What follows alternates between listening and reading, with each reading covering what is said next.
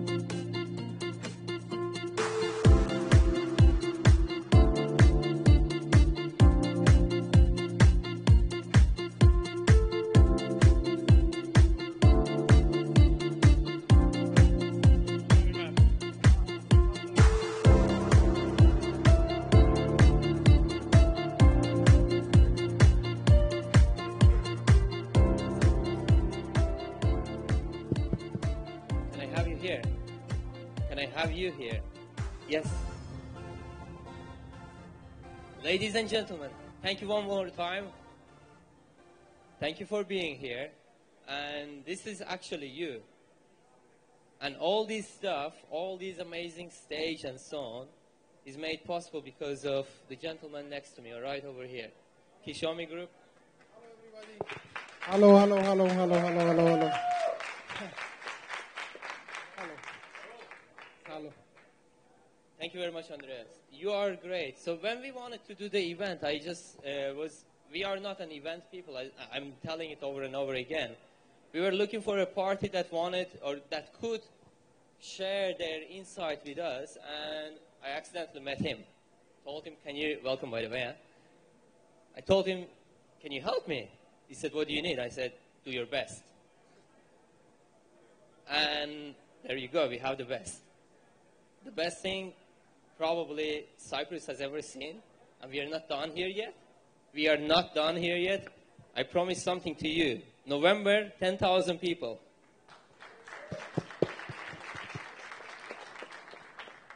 And now we have another speech over here. I'm going to pass the floor to Bogdan and our amazing speakers over here.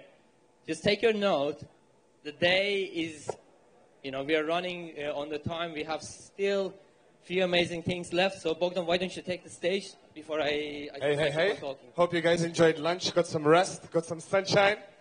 And now we are ready for our next keynote, which will be on the topic of revolutionizing interactions between citizens and the government. So please can I have a round of applause for the speaker, Maria Penan. Thank you very much. I appreciate you all coming here from the wonderful, beautiful, sunny weather outside and listen to my speech. So, revolutionize, it's always a great word. I mean, we all want to change the world. I think anyone who is in the blockchain thinks that they can make a difference, and it's, I think, a very important topic. We all are also citizens, so it's I think, close to all of us to see what can be done with this new technology. And of course, what we want to do is that we want to have also a government that can, you know, help us and support us and support this new technology for becoming more mainstream. So a couple of words about myself. As the name says, Penan. So I come originally from Finland. I was born in Sweden, but I have a Finnish passport.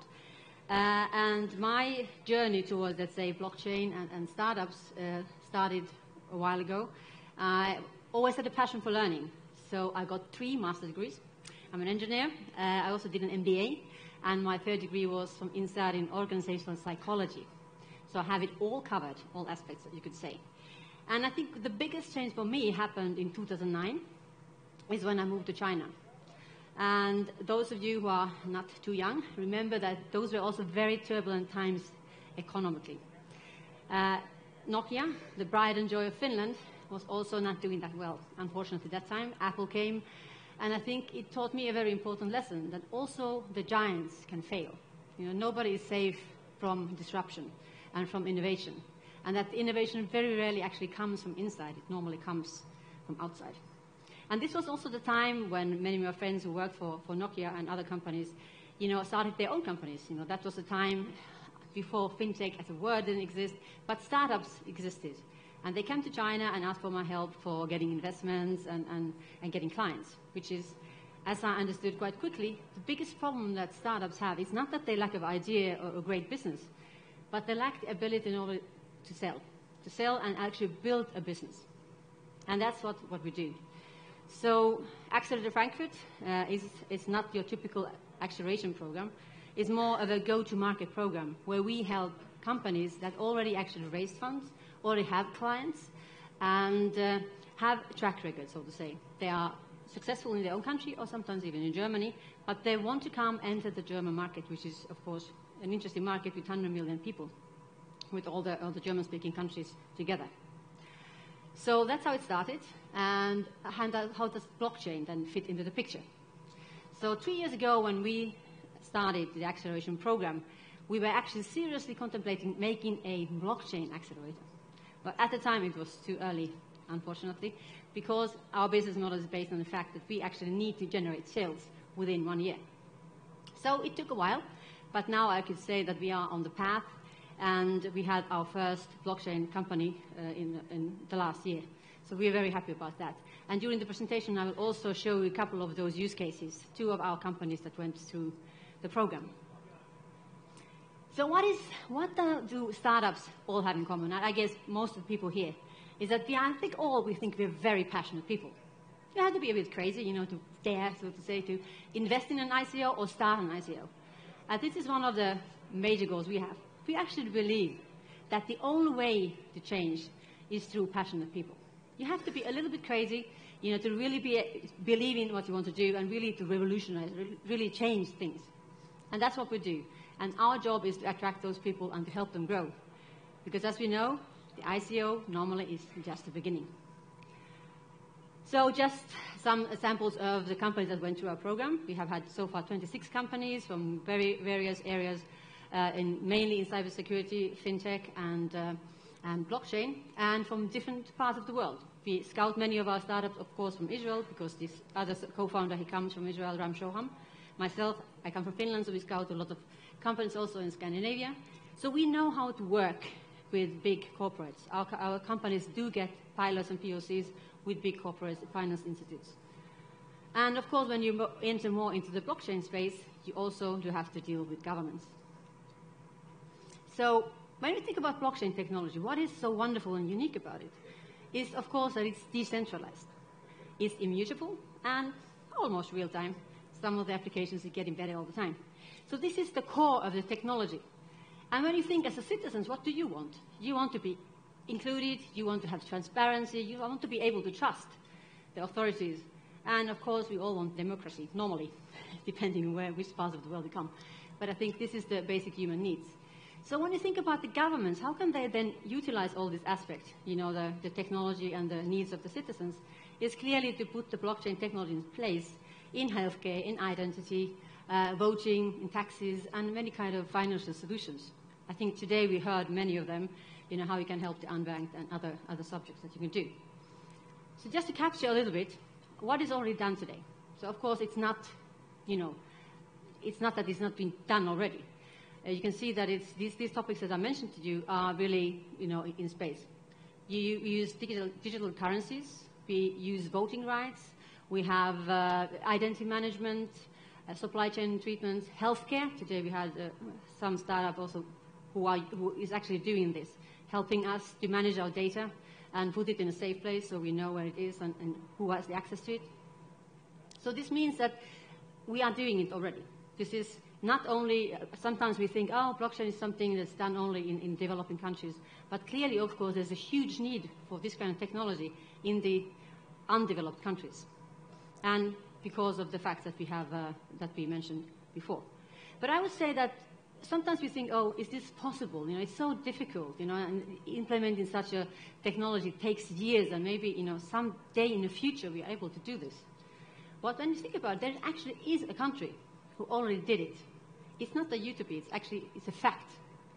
And unfortunately, it's not Finland, where I come from, but it's our wonderful neighboring country, Estonia. And what did Estonia, we have Estonia here also. So Estonia, they actually did it already. So they put everything, all the government data, on internet. So it can be done.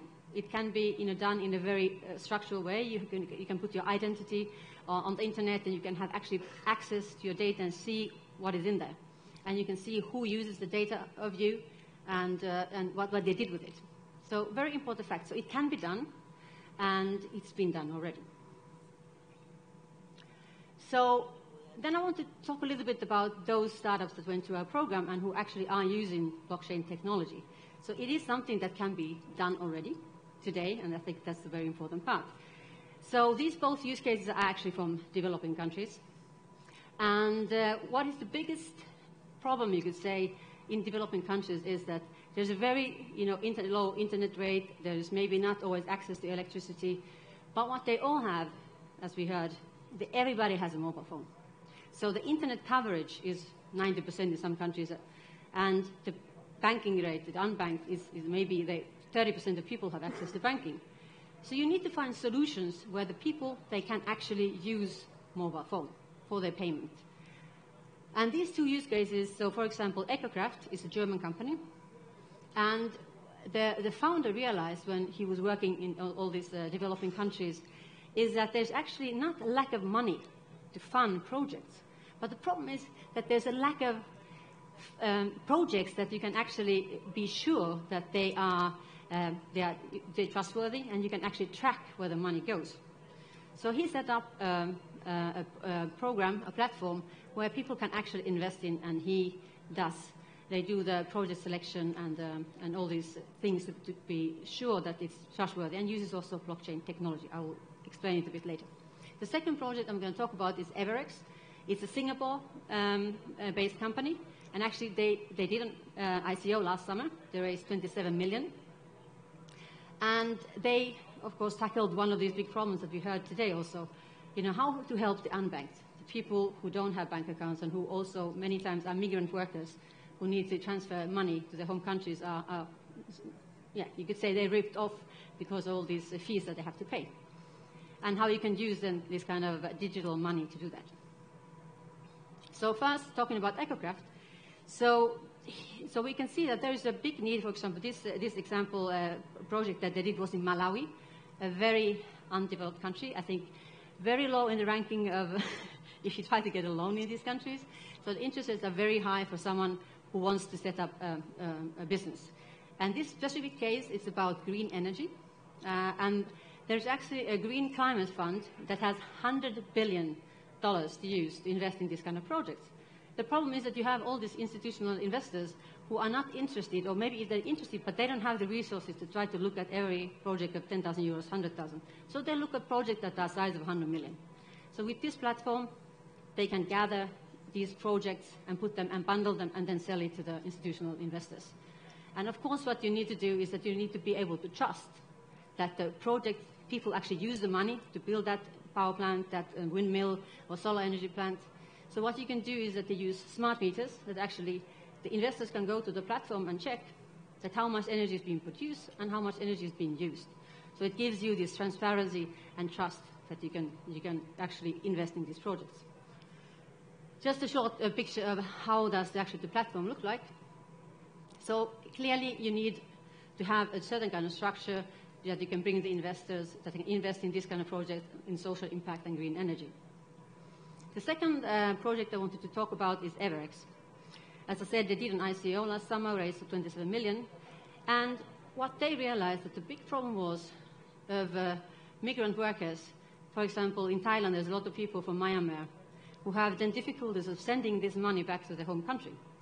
So they operate, of course, this is more in a traditional banking system because they actually work with the government banks, state banks, so they can tokenize the currency. So there's no risk, there's no speculation, it's one-on-one with the normal Thai baht, and they can transfer the money over the border, and then the people on the other side can actually take the money.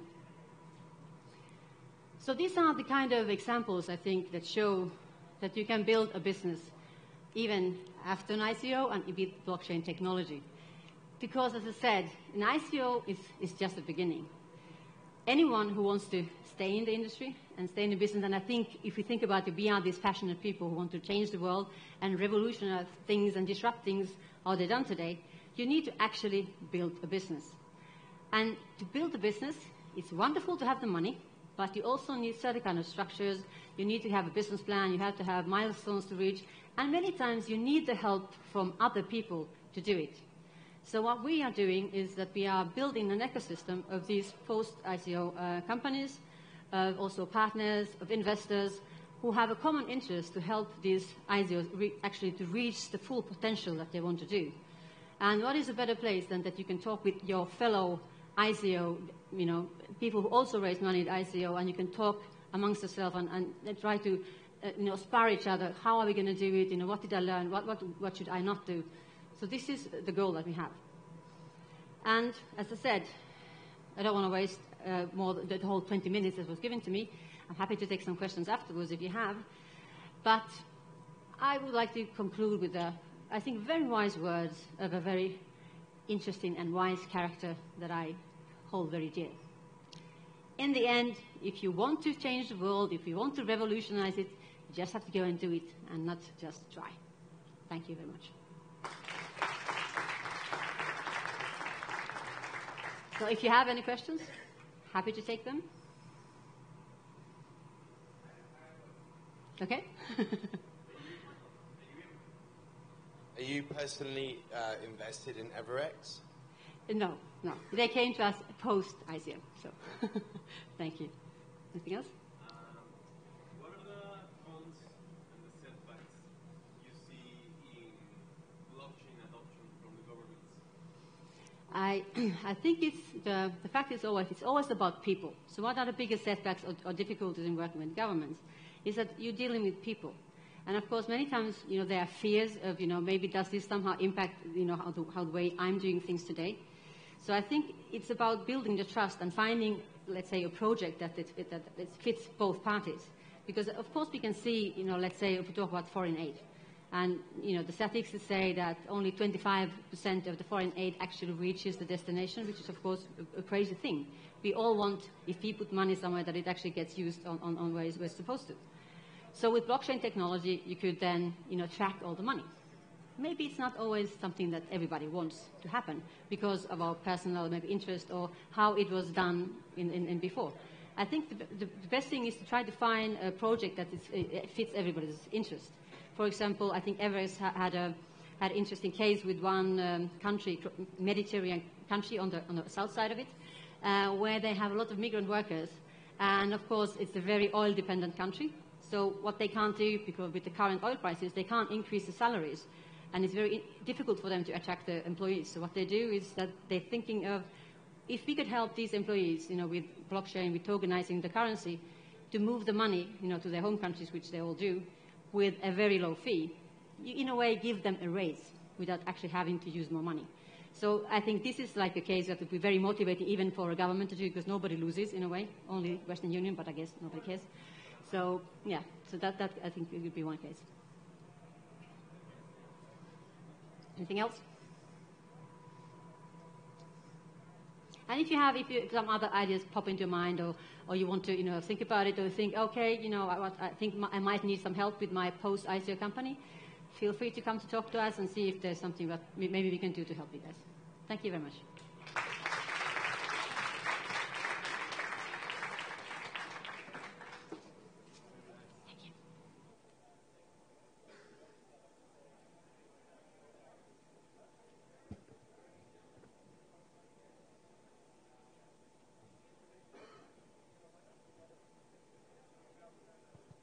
Perfect. Thank you, Maria. You're amazing.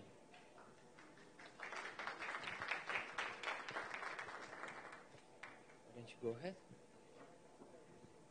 So, ladies and gentlemen, I was supposed to speak myself alone for this one, but this is Phil. Bill came from by a special invitation.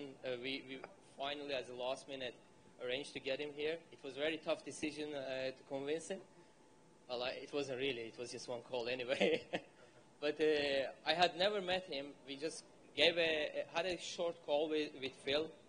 We shared some of the vision together, and we immediately bonded. He's a blockchain supporter.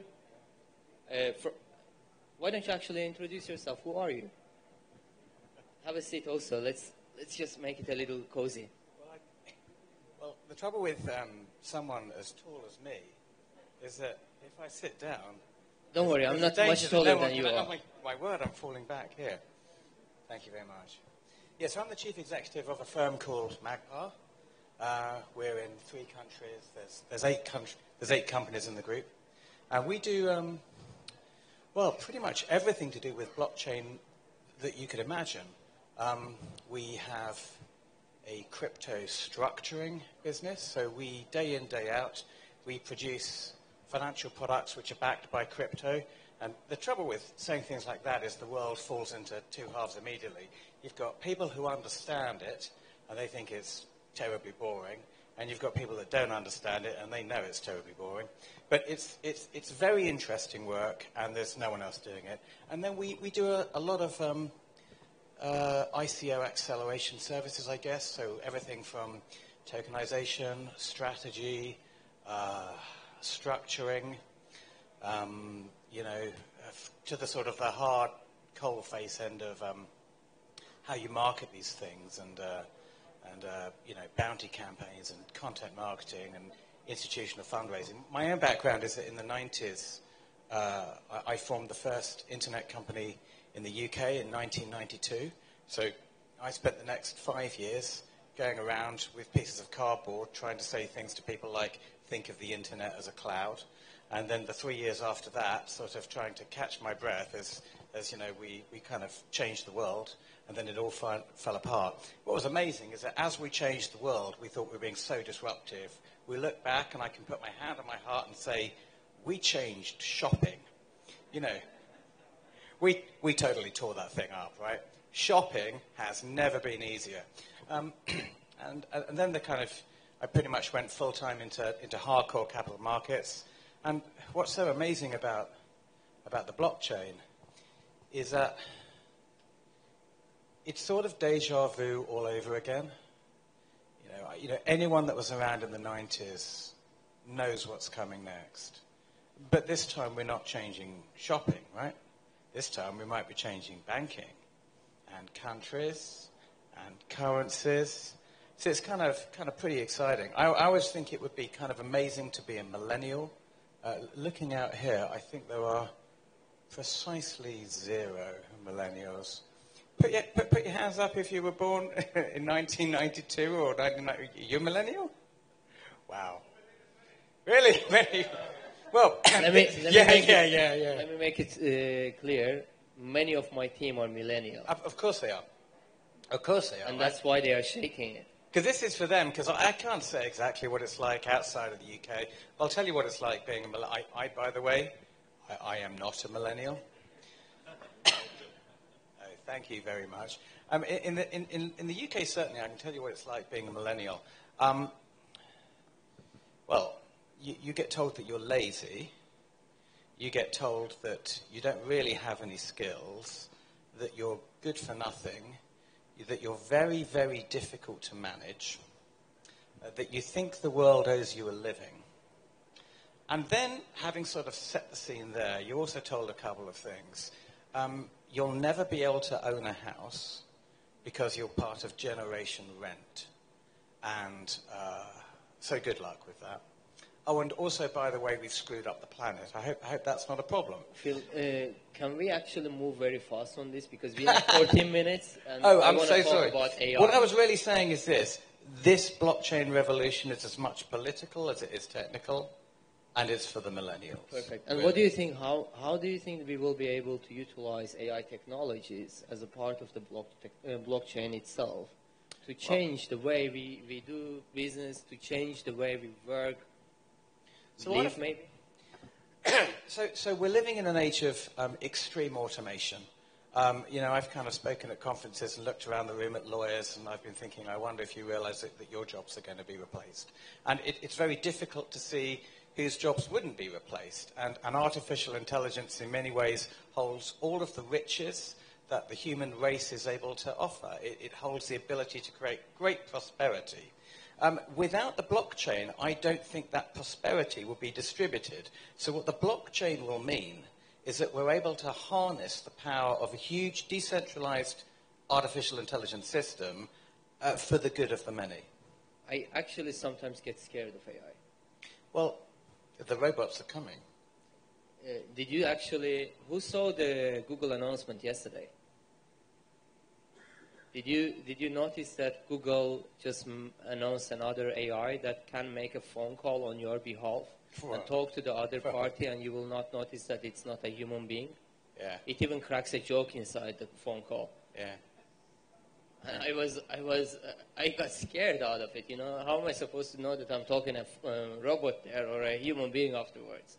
You know, there's a lot of stuff about people Genesis. are always very kind of resistant to change, and I got to say I kind of feel the same way, right? So, you know, I'm a guy in his late 20s, and I find it very seriously, and I find it very, and I find it, and I find it very difficult to kind of appreciate some of these things which are coming. But, you know, we could all get our heads around, you know, driverless cars, because in reality we've had driverless planes for quite a long time. Do you feel invest in tokens and coins after they are done with their ICOs? No. No? All right. Never. Does any one of you invest in tokens and coins after they are listed in an exchange? I mean, apart from the currencies, obviously. Currencies, non-currencies, it doesn't matter. Coins that are not ICOs, basically after. Coins, tokens, anything. Cryptos. After they've ICO'd? Yeah. No. Who is investing? Okay, Bitcoin. Do you buy and sell? Litecoin, whatever? Yeah, I'll buy those. Do you think that we can apply AI technologies for it? We apply AI technologies to them. I have an AI lab in my firm, which is partly in-house. What do you do with that AI? Well, we do coin allocations. We try and protect movements. So, you know, a lot of people earlier talked about utility, right? Correct. Okay. One of the best examples of utility that I know is actually Bitcoin itself. I know we think about it as a currency, but why does Bitcoin have any value if it has any value? It's because it's used as a way of stamping consensus by the miners, right? It's a perfect utility. It's perfect utility. And Ethereum is like utility mixed with a supercomputer. But that doesn't mean that everybody shares the same view. Like in financial worlds, we've understood a long time that you can be a value investor all you like, but unless everybody shares your opinion, that's not necessarily going to mean you can predict that something goes up and down. So you use computers. They do a better job. Whenever I'm talking to whenever I'm having any interview with outside, with anyone, the very first thing I say is that blockchain combined with AI technologies will change the future of finance. Yes, that's right. I would say that decentralizing, so blockchain I would say is a particular way of decentralizing in the easiest way, but the decentralization and the blockchain is, well, it's going to kill. So, I mean, our London office is based in the city of London. I look outside and these people, you know, they don't know the change is coming, but they also don't know the change came 2 years ago. It's already there. There's going to be tens of thousands of, maybe 30,000 people who will not be doing the job that they're doing right now in a few years because it won't exist anymore. I'm going to tell something. I started financial markets in 2005, 2006 when I was in the US. Mm-hmm. The family that I was living with, the very first one, it was an investment banker. He would work and we would come home and start trading, and sometimes in the middle of the night he would go cuckoo. Start screaming or give a laughter and so on. So I learned the basics of trading from this person.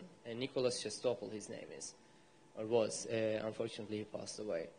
So I learned how to trade from him, and by then when I was trading, I was having 3 to 8 news during the day for me to go and read. And now I still want to trade, and I still do trade and train many people. And per minute, I have more than 300 news coming to me. Yeah. So the noise has increased, and I'm talking of in traditional financial markets. Now, when we look into the decentralized market, the noise is even bigger because it's decentralized. There are so many variables, much more variables in there. And I personally believe that when we apply AI technologies to eliminate the noise, create sentiment, that's going to be one of the biggest game changers in financial markets. And to do so, Phil, I was supposed to announce a product here. That was the application of it. We actually, for the last 1 year, we have been working on a way to help people to decide whether a token is in a buy mode or sell mode or neutral or dumping and pumping or whatsoever. We tried to use significant normal algorithms, and it didn't work out. We tried to apply normal strategy. It just didn't work out. So we had to look into multiple variable structure where we involve some AIs. I have been investing in AI technologies since 2014. Although I'm scared, I just don't want to be left behind. When you are afraid of something, just fight it. Don't leave it and run it, right? Well, I think, if there's one thing which I've learned to do over the years, is predict the future by understanding the past. So when you look at the sort of the changes which blockchain are making and how new everything is, there's a number of very, very clear lessons from history. If you look at, say, the rise of Japan in manufacturing, here's what happened. Firstly, people said that, if something was made in Japan, it was terrible. This is like AI. Oh, AI can do something, but, it'll crash your car into a pond, or it just will do a bad job. Then it got a little better, and then it was like, oh, maybe Japan is as good as the West, but it can't design, or it steals a design. So then the next phase with AI is it does things which are really quite competent, quite technical things. It's really, the only advantage is that it's cheaper. It's not doing it better, it's just doing it cheaper than humans. But then the next stage, of course, is it does it better. The best thing that I like about AI is that human beings can, of course, we say it artificial intelligence, but it still does not have a feeling. We haven't got the AI to the stage that we can make it have feeling. Some of the things that AI technologies, especially in robotics, they appear that they have feeling, but they do not, right? In financial markets, the biggest... Many of the people that work for me appear like they have feeling, but they do not, so... You're nice. So one of the biggest things that I personally get to notice during my many years of financial markets career is that it's not that people are dumb or smart, it's just the fact that people have emotions. And emotions make you make mistakes, and AIs eliminate that emotion, make a better decision for you. Because you just train him to do A, B, C, D, become perfectionist, and follow it. So we created, you have a portfolio of cryptos? Mm-hmm. So when do you decide to sell or buy crypto? How do you decide it? Well, so we have two strategies. One of them is a human being strategy, and the other one is an algorithm. And we always think we always say the humans... But do you think that everyday people from the street, they can have access to your algorithm? Of course not, right? No. All right. No. This is like what I thought so as well. Yeah. This is the biggest issue. We are talking of the community. We are talking of community, but unfortunately, the community is not properly empowered. I'm saying unfortunately because we cannot just say community-powered new financial market or whatsoever without really powering the community himself. With all due respect, you're great. I have heard your story. I was wowed, and you sold it to me. Well, your experience sold it to me. But what we wanted to do, since the beginning, since April, in April last year, I was in South Africa. People came to me saying that Bitcoin, I was giving a training called Pro Trader Challenge. People came to me saying that Bitcoin is booming, shall I buy? I'm like, what is the sentiment telling? And the guy said, I don't have anything that can tell me the sentiment. Yeah. For me, it was, I'm an almost an institutional trader myself. For me, I have my own algorithms. It's because it's me. But every day people don't have access to such thing. Now, what we did, Phil, was we created something called iCoin Sentiment. It's iCoinsentiment.com if you guys want to check it out. Open up your laptop, and perhaps we can put it on the screen so that people could see it, guys. Andreas, can we put the iCoinsentiment.com on the screen, please? So we created my own personal algorithms and added extra variables inside and created iCoin Sentiment. It's just like it's the world's first decentralized pricing aggregation platform for crypto. It's purely decentralized. We don't have, everything is automated, everything is running. The only thing that we basically have human element in it is that each time there is a new token coming, you just need to click a button, approve or reject. That's the only thing. We basically are playing the role of, the network. And now, if you can see on the screen, if you scroll it to the end, it's not scrolled to the end. Can you make it to the right-hand side? Scroll it to the right.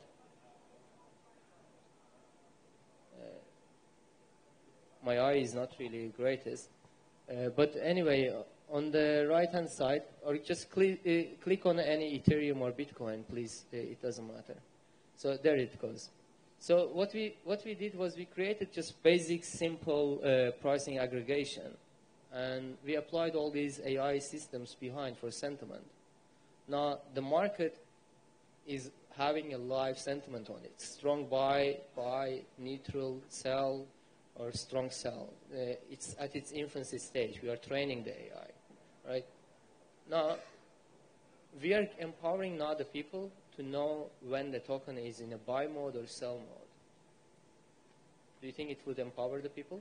Yeah, I do think it would empower the people. I think one of the things which a lot of people get freaked out by is that I'm sure even the most seasoned traders in this room will have bought in a panic and sold in a panic. And any tool which can help you understand what the sentiment of a coin is can really strip that emotion out and make it much more transparent. This is exactly what we are looking for. And another thing that we are going to be working on this is the first version of it. It's MVP that we call. We actually finished it yesterday night, this thing. It's literally MVP. We were rushing it for the event overall. We will be developing another AI behind it. It's in progress, where it will show pump tokens, meaning the tokens that are showing irregularities in the volume and in the activities, so that you can avoid entering into it.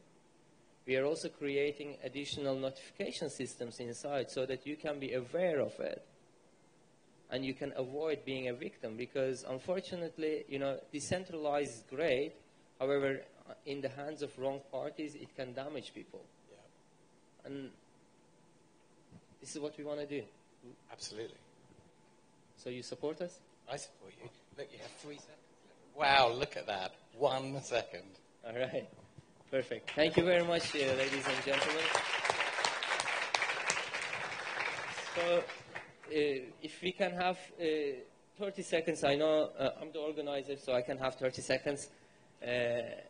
So we have Phil also committing to invest to the ICOs. I say ICOs, not the ICO. He and his team has committed to invest to the winner one, and additionally every other ICO that participated in the battle. We just agreed with him that he will be investing by means of his consulting hours. He has amazing set of skills, and so we will be connecting him to every other ICO. Even if you did not make it to the semifinals and finals, we will be connecting them. So I want to just say thank you, Phil, for supporting it. My pleasure. It means a lot for us. Thank you very much. My pleasure. So, ladies and gentlemen, our aim as a part of iCoin team, iCoin Summit team, iCoin Sentiment team, 7 Markets team, and we have 19 companies overall that we own, is not just money. Of course, we are not charity. We are a profit organization. However, we believe that there are two ways of making money. One way is you add value. You add value to the community, empower your community.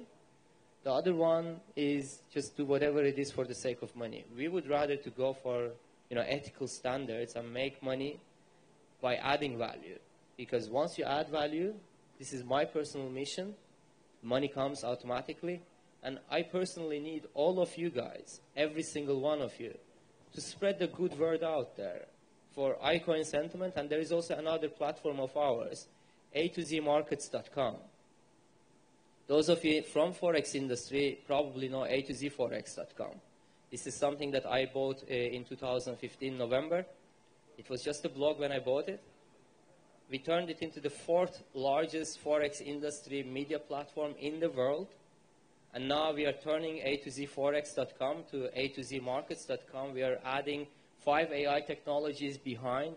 We are creating decentralized expert systems behind, so that experts, as I told you from the very beginning, are not defined by me, but it's divided and defined by the community, you.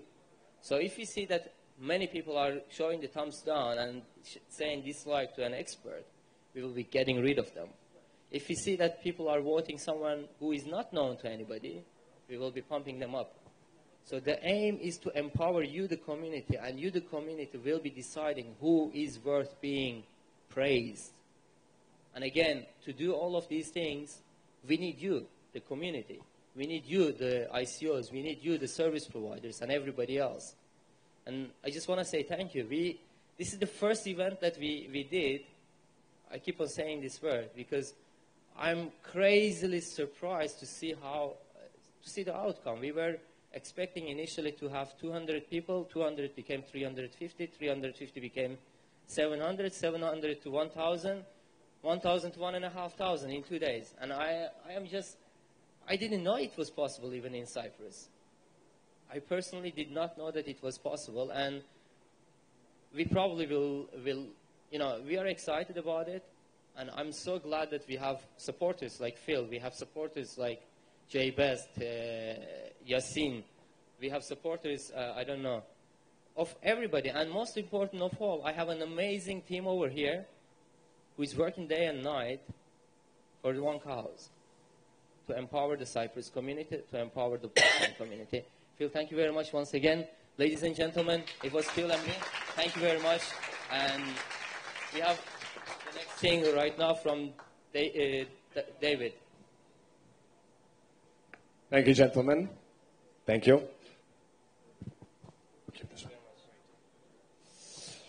Thank you, guys. So, we have the last but not least, we have David Olayev after 2 days of very informative and eye-opening keynotes.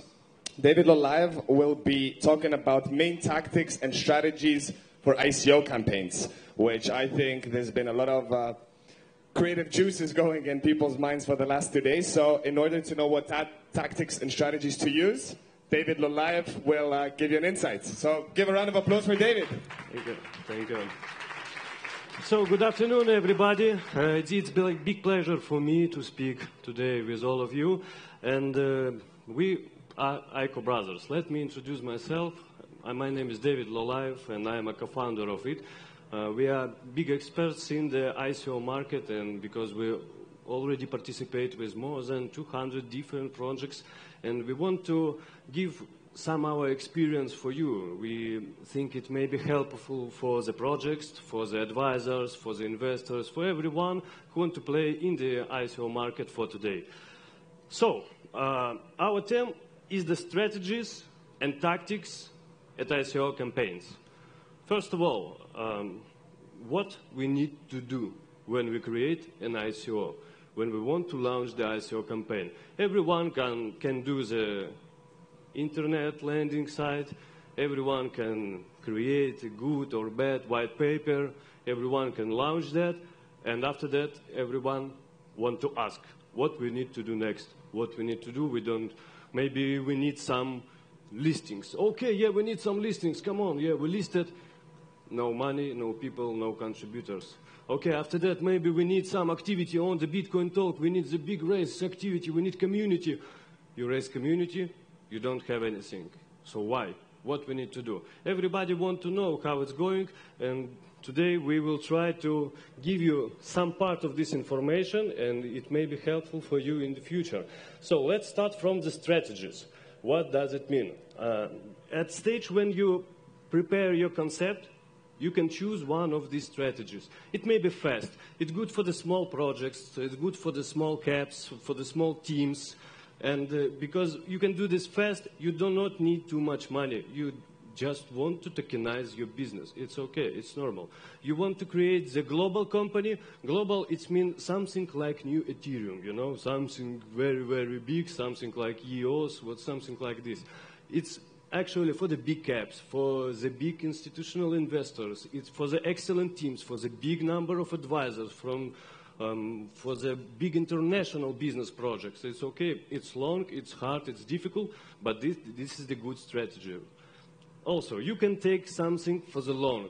It's okay for the middle caps, for some difficult hardware, for difficult and long time development.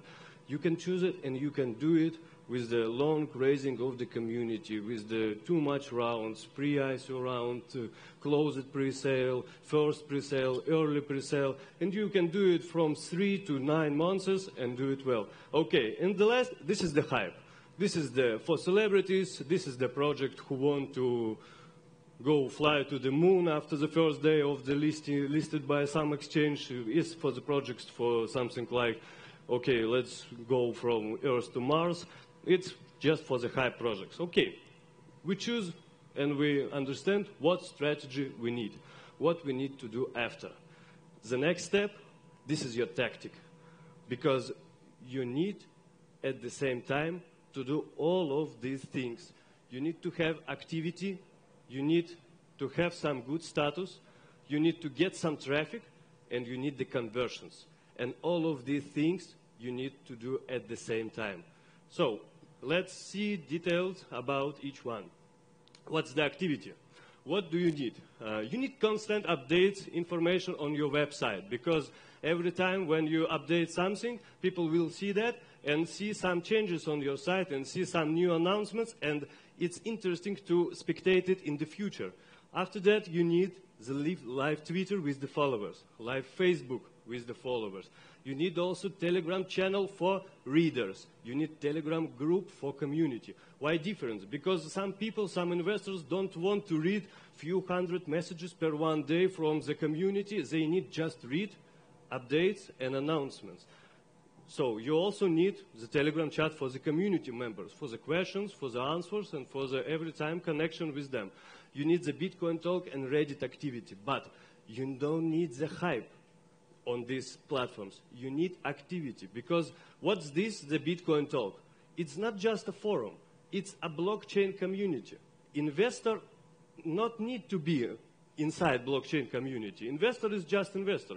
But if you put your white paper and create your thread on the Bitcoin talk, people will read it, community will read it, and rate it by themselves. And you can understand your project is successful in future or not, or you maybe need some changes. Okay, after that, articles in media, frequency of the news. If you pay for some media, pay for some articles in that, it's okay for one time. After the 1 month, it's not interesting for anyone. You need every time to create some articles in some different media, and not all of them must be paid. Some media need to love you. Okay, let's talk about it next. Your roadshow. You need to have the roadshow with live reports. Because, for example, for projects who already represented here, you need to create some alert about and some report about this roadshow. Create it with the video, create it with the information about investors, about number of followers, about every one partner, what you will get there. This is live information, and this is interesting for people who will spectate you. Okay, also you need to have live streams with the followers. It's simple, it's not so difficult. You can do it 1 or 2 times every month, You can create the live stream and speak with your community. You can speak with your investors, and you can tell them information about your latest updates, and they will see that you are a real team, you are real people who want to create something new. This is just some trust, yes. Okay, after that, you need to show any changes in team. You don't need to show something bad information, maybe some of teammates maybe come out from your project. It's okay, you don't need to show that. But if you add somebody new, if you add somebody new, for example, CMO, COO, show all changes in your team, and try to show all team members, not just the key members. Show all, and this is more trust for everyone who will see that. And also interview. Yeah, this is the simple. You need to have minimum one interview with the people who also want to see the real people inside of the project. Okay, go next, and this is status of your SEO, why you need that, and what does it mean. This is the level of your site. If everything works well, and if everything is beautiful, with all information, what we need to know, it's okay. Try to see okay for that. And also your team and advisors. If you just send names and some short bio, it's not okay. You need to send links to the social media, for the LinkedIn, but it's not only. For the Facebook, it's okay. Provide more information. Provide information about past experience with the company names, with the terms of you participate with them, also about your advisors. Because right now, for example, I can ask everyone about it. If we open some project from anyone tracker and see the list of team and see the list of advisors, do you think that you know everyone from them? Absolutely no. You don't know anyone from this team and from these advisors, usually. But if you provide this information and if it's clear, everybody will know it and it's clear for everyone who will see that. Okay, media should love your project, because if media portals will see your activity and if they will write some articles about you, it's okay. This is the good status for any ISO. After that, languages, translation of your target auditory. When you launch your SEO campaign, you need to know your target auditory and country of that. If it's, for example, Asia, you need to have translation for the Chinese, for the Japan, and for another one. If it's in Europe, translate it for the Europe. Don't try to translate it for many different languages, because if you're not targeted for these countries, it's not important. After that, detailed tokenomic, list of your partners. Yes, all of these things is also important, and I think we need to speak about the legal base, because the legal base is something the best right now what you can provide for your investors. Because if you have the real legal base, it is some maximum trust for this day, because you show that you have some regulation, you have some obligations, beware of them. Your traffic. Why you need so traffic and why you need it too much? This is the Google, this is the Facebook, media, teaser, trackers, forums, messengers, everywhere, but create first of all marketing plan, and after that launch some traffic campaign, because if you launch it that without some plan, you will just waste your money. Because if you first of all launch the Google AdWords campaign without some activity, without some good status of your ICO, yeah, you will get too much visitors, you will get too much traffic, but it's absolutely on quality. Because you can get it from no targeted auditory, you can get it from no targeted countries, and you don't need it. You just waste your money and just waste your time. So that's why you need first of all to create some marketing plan and do step by step on them. And also conversions. We'll speak about the one thing from there is the sales management. This is the strong sales managers. It's all that you need. Because if you will get some lead, if you will get some registration on your site, you need to connect with these people immediately. 30 seconds, 60 seconds, 24 hours, 7 days per week. You need to connect them immediately and speak with them, tell more information about your project and try to sell your tokens. Because if you don't do this, you're just wasting money for that. And you're wasting sometimes your money, sometimes money of your investors, because if you get money for on the pre-ICO round and try to spend it for marketing, you will spend it to the air. Okay, this is the tactics plan. How it can be realized on your marketing strategy. Why do you need all of these things? First of all, you need activity to show it for the people who want to participate, who want to contribute, and who want to be your partner. Okay. Why you need a status? Because you need a reputation. If you will go to some VC or crypto fund or some big investor, you need to show a good reputation. If you have it, it's all right. It's successful. Go ahead and you see the conversions. But in this scheme, traffic, request, sale, and payment. Main, this is the sale. Because you can get traffic, you can buy it. You can get requests on your site. Okay, you also can buy it.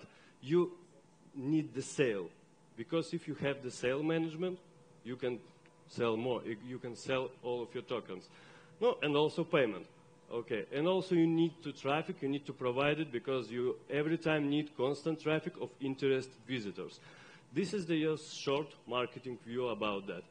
And also our experience about this. First of all, this is the how to attract some investors. I think this is the main question for every one ICO campaign, for every ICO who want to get some money. First of all, this is the rule of many touches. Somebody know what's this? No, you don't see that before? Okay, I will tell you. Rule of many touches is just a simple thing. How you, somebody have some tokens? Do somebody buy, invest in some projects, have some tokens on the wallet right now? Okay, I think yes. And after that, how you buy, how you invest? You see the project on some different site trackers, maybe in Facebook, maybe in Twitter, and what you do? You open the site, you go through inside, you look at this, and you close it. You don't analyze it. But if you, after 1 or 2 weeks, see it again, for example, on the Bitcoin Talk, on the Telegram, on the Google, on the context, you see that again. And if you see some updates, if you see some new announcements and some changes, it will be interesting for you. And after some few touches, from just visitor, you can become to investor. Okay, it doesn't work in future. Yes? Oh, okay, thank you. And some important information about investors and what they pay attention to. Investors want to know how much money have been already collected. Do you reach your soft cap or not? Because when you reach your soft cap, after that, everything will be lighter than before. Because nobody wants to invest in some projects who don't reach the soft cap because it's more highly risky than if you reach that. Everyone wants to know about your hard cap. Because if you have soft cap like, for example, $1 million and hard cap like $100 million, it's a very big question. Why? If it's okay to launch it with the $1 million, why you need for that 100 million? If you don't have explained for this information, it's very bad and it's not successful. And also they want to know your ratings, your social media activity, your legal base, your legal property. Do you have escrow or not? Who are your advisors? All these things is very important for your investors and for people who want to participate for you. Can we do the next? Yeah. So, in main conclusions of our speak, what does it mean? Activity, reputation, conversions, and traffic, these things is strongly connected between. Because if you don't do some of them, everything will lost. Because if you have good reputation, you have good status, you do some traffic, you try to work with some conversions, but you don't do any activity, you just waste your money. If you do some activity, if you do some status, but don't know how to get some traffic, you also just waste your money. If you do same of this, if you do all of this at the same time, it's okay. The second thing, that investors are attracted by the rule of many touches. Yeah, it's real, and we use it every day, and we see sometimes how each investor can 10 times, 20 times to one project from the different, from the trackers, from the Bitcoin talk, from the Google, and after 20 touches, he will invest. Okay, so this is the work. The main conclusions: you need to make a visitor become investor. You should take account many factors. It's also we need. No, and the last, you should be the best, because if you want to invest some money in some ICO, you will invest just in the best, okay? So if you want to launch your ICO, you need to be the best for each one your investor, for every of your partners, and you need to be the best every time at all stages of your campaign. So, thank you very much. I think this more information will help you in the future. Okay. Bye.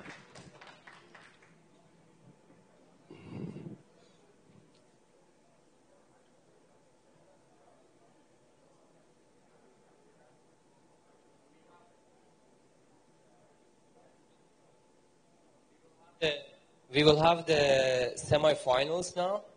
So Safe-In and who was it? And Behavior Exchange. We need both of you on the stage, please. Safe-In and Behavior Exchange.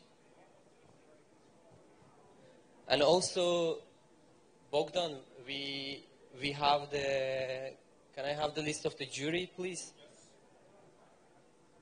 All right, can I take? So,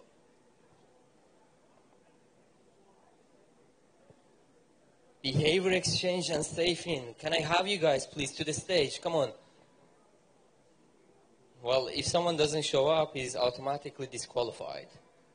It makes my life much easier. All right? That's the true contender. Huh? Now, I would also like to have Maria Penan, Jay Best, Yasin Qureshi, Simon Goodway, and Jonathan Fotre. Can I have you also, please, to the front?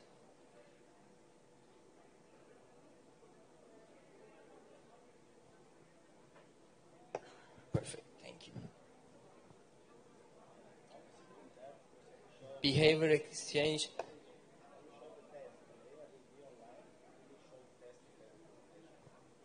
Okay, all right.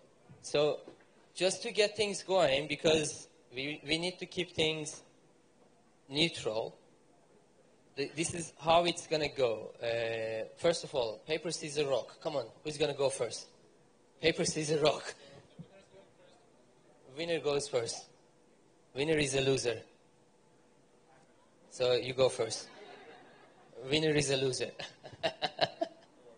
All right. So this is how we are going to be doing. We have 5 minutes. Each ICO has 2 slides, or they can also present something else. You can attack each other. You can attack each other. This is a real battle. So you are not friends at this moment. Your goal is to be a winner. Your goal is to a winner. And I don't mean be nasty, but if you find something glitchy on the other party, mention it. Okay? Now, we have the jury over here. Jbest, can I please have you one by one just turn around and say hi to people? Jbest from Venture Boost. Yasin Qureshi from Naga.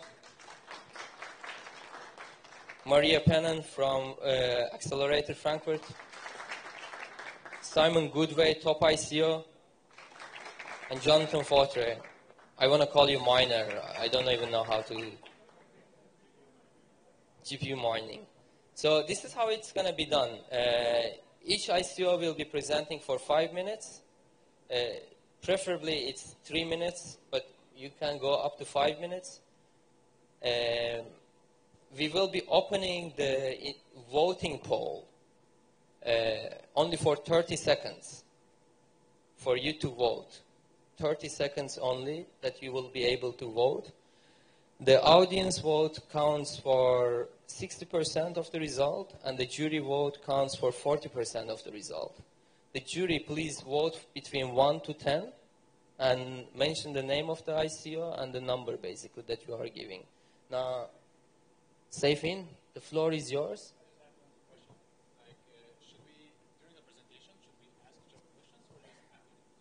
Present your own product first. No. All right. You can stand up and do your... Can we have your clicker? It will gonna be only 2 slides, but still I need to click once. Perfect. Thank you. Okay. So I already had the chance today to present Seyfin to you guys. But just to remind you, Seyfin is a decentralized, blockchain-based identity management platform. We allow the users to create an account once on our platform and use it anywhere online. Instead of registering or going through KYC on those websites, you can pass the information directly from your Seyfin account and be instantly verified on those websites. So our identity management platform is already fully functional. You can see a screenshot here taken from our public dashboards, which you can all access on Seyfin.com less than an hour ago. So we already have a website platform. We have mobile apps which are public for Android and iOS devices. We have a single sign-on integration for websites. We have over 30,000 registered users on our platform. We have more than 5,000 mobile app installs. And we have over 2,000 verified accounts. And I mean people who actually uploaded a picture of their ID, took a picture of themselves, and got their accounts verified. So to connect all of those users to the businesses, we need to make an integration extremely simple. So we already have our API complete, and we'll make it public within the upcoming few weeks. And so we are also building a CMS implementation for most popular CMSs like WordPress, Magento, and other ones. So, and the other very important part for the businesses is obviously cost and cost saving. The current market average for ICO waitlisting is 3 euros per identification. Our goal is to bring that cost down to 30 cents per verified identity. And that can be achieved very easily. Basically, when we verify the user once, and the user can use the same account to access multiple websites, we won't need to verify him again. The same verification will be used across multiple websites, so basically all of those websites are sharing the cost of that verification. So we already have one ICO who is already integrating the solution, and they will be going live with the website and Seyfin-powered KYC solution within the next couple of weeks. So all the services for the businesses will be done through help of our token. Our token will be the only way to pay for KYC procedures on Seyfin platform. So, and since we truly believe that we'll be delivering real value for the businesses, our soft cap is only $3 million because that will be enough to develop a full technical solution with a baseline European Union regulations compliance.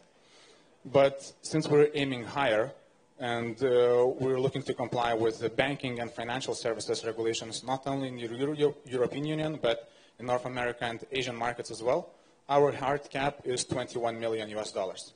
Our total token supply is 1 billion Seyfin tokens. 10% of those tokens are locked for the team and advisors. 30% of the tokens are being sold during the token sale event.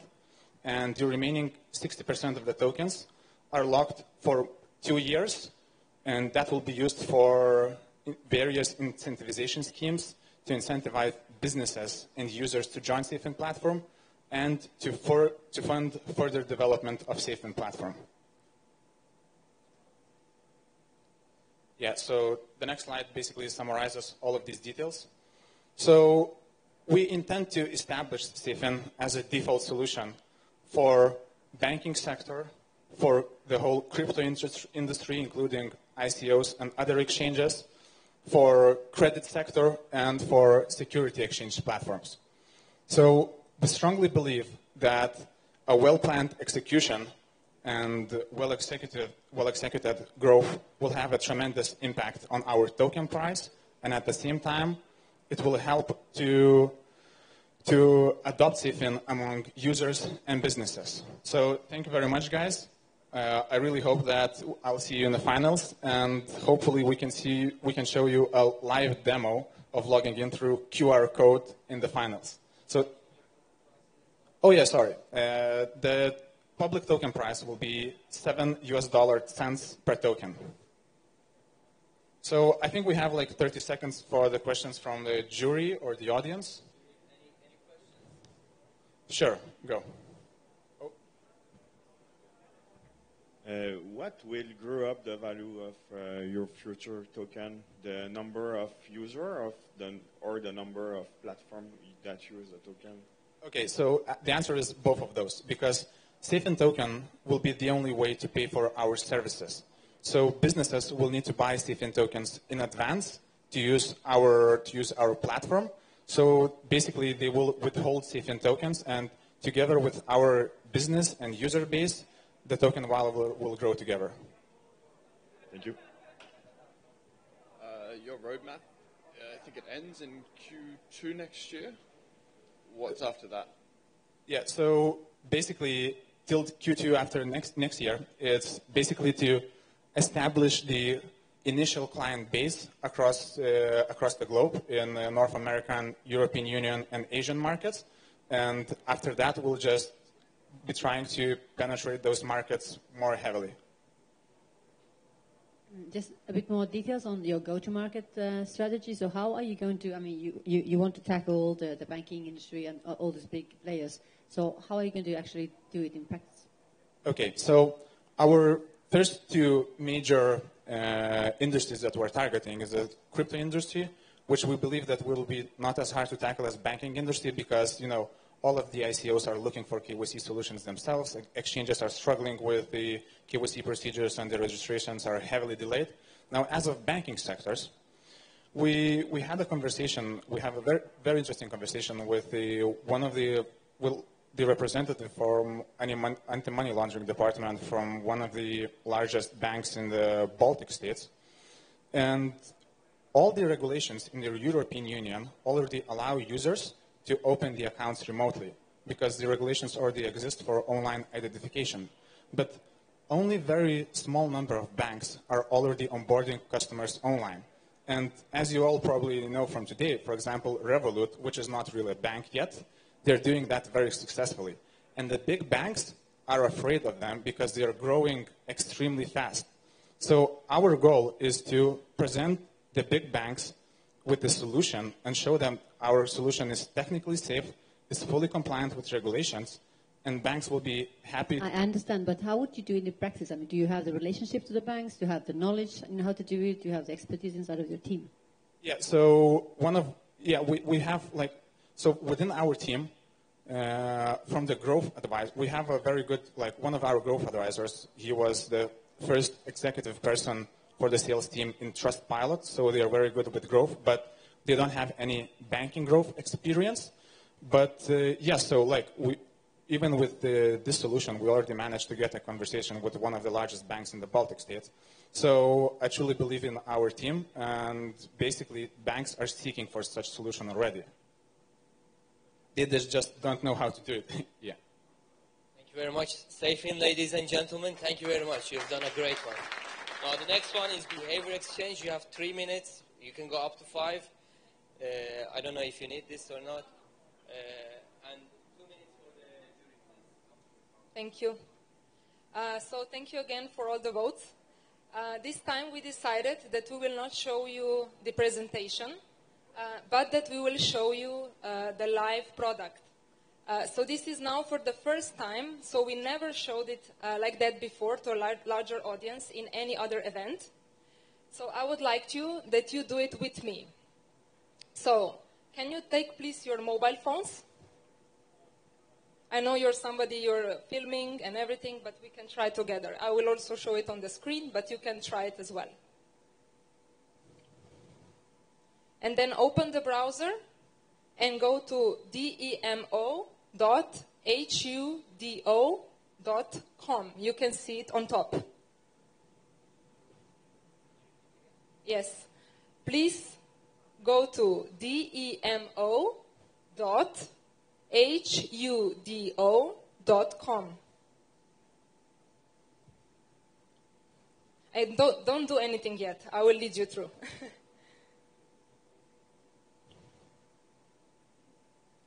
Raise your hand when you're done. Okay. So now they don't know you yet. So now you can see you're anonymous.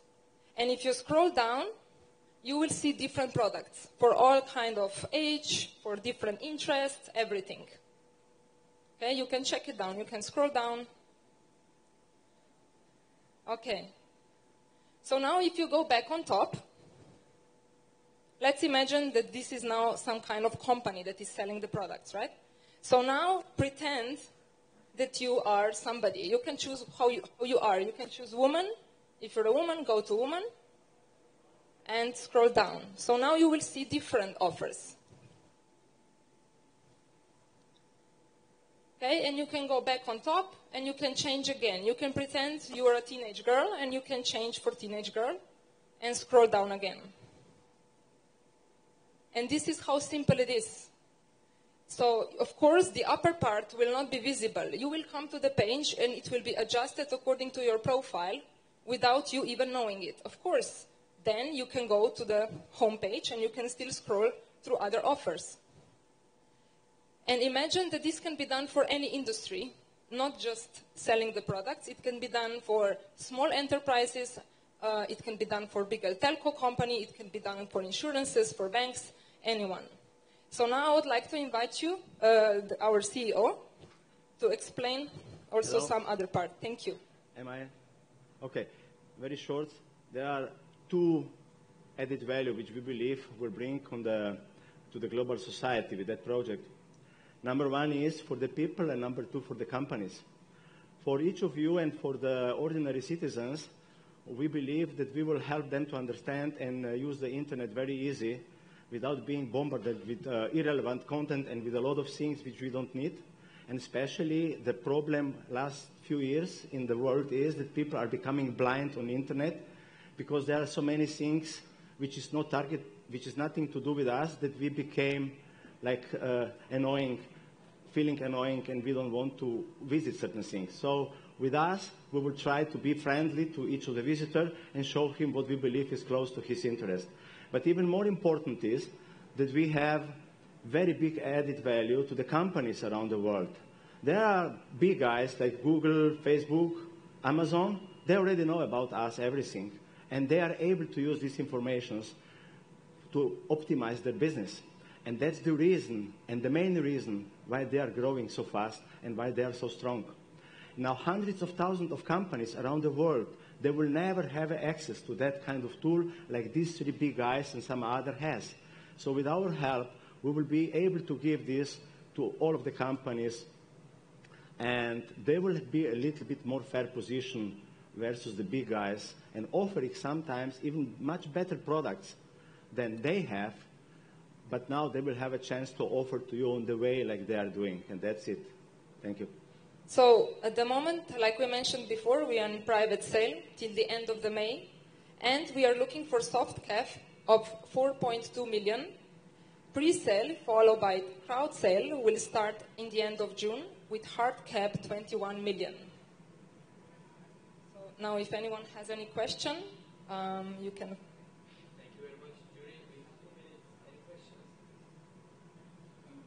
Yeah, I'd like to understand the monetization model. What's your customer acquisition cost? What's the predicted lifetime value? A bit on the quantitative part, maybe. The business model is based on a monthly fee, which business-to-customer companies will pay to us in order to have 24/7 service when we will identify visitors and adjust the content. I can't imagine working in this content, advertising, media, and communication business for the last 25 years, that there will be a lot of the companies that would be saying that they don't need our services. What was the next? So business model, I said, monthly fee.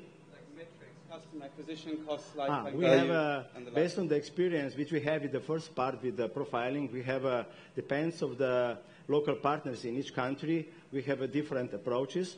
But when we are on the market already, it's very cheap because we will sell this directly to the company, especially in the first couple of years.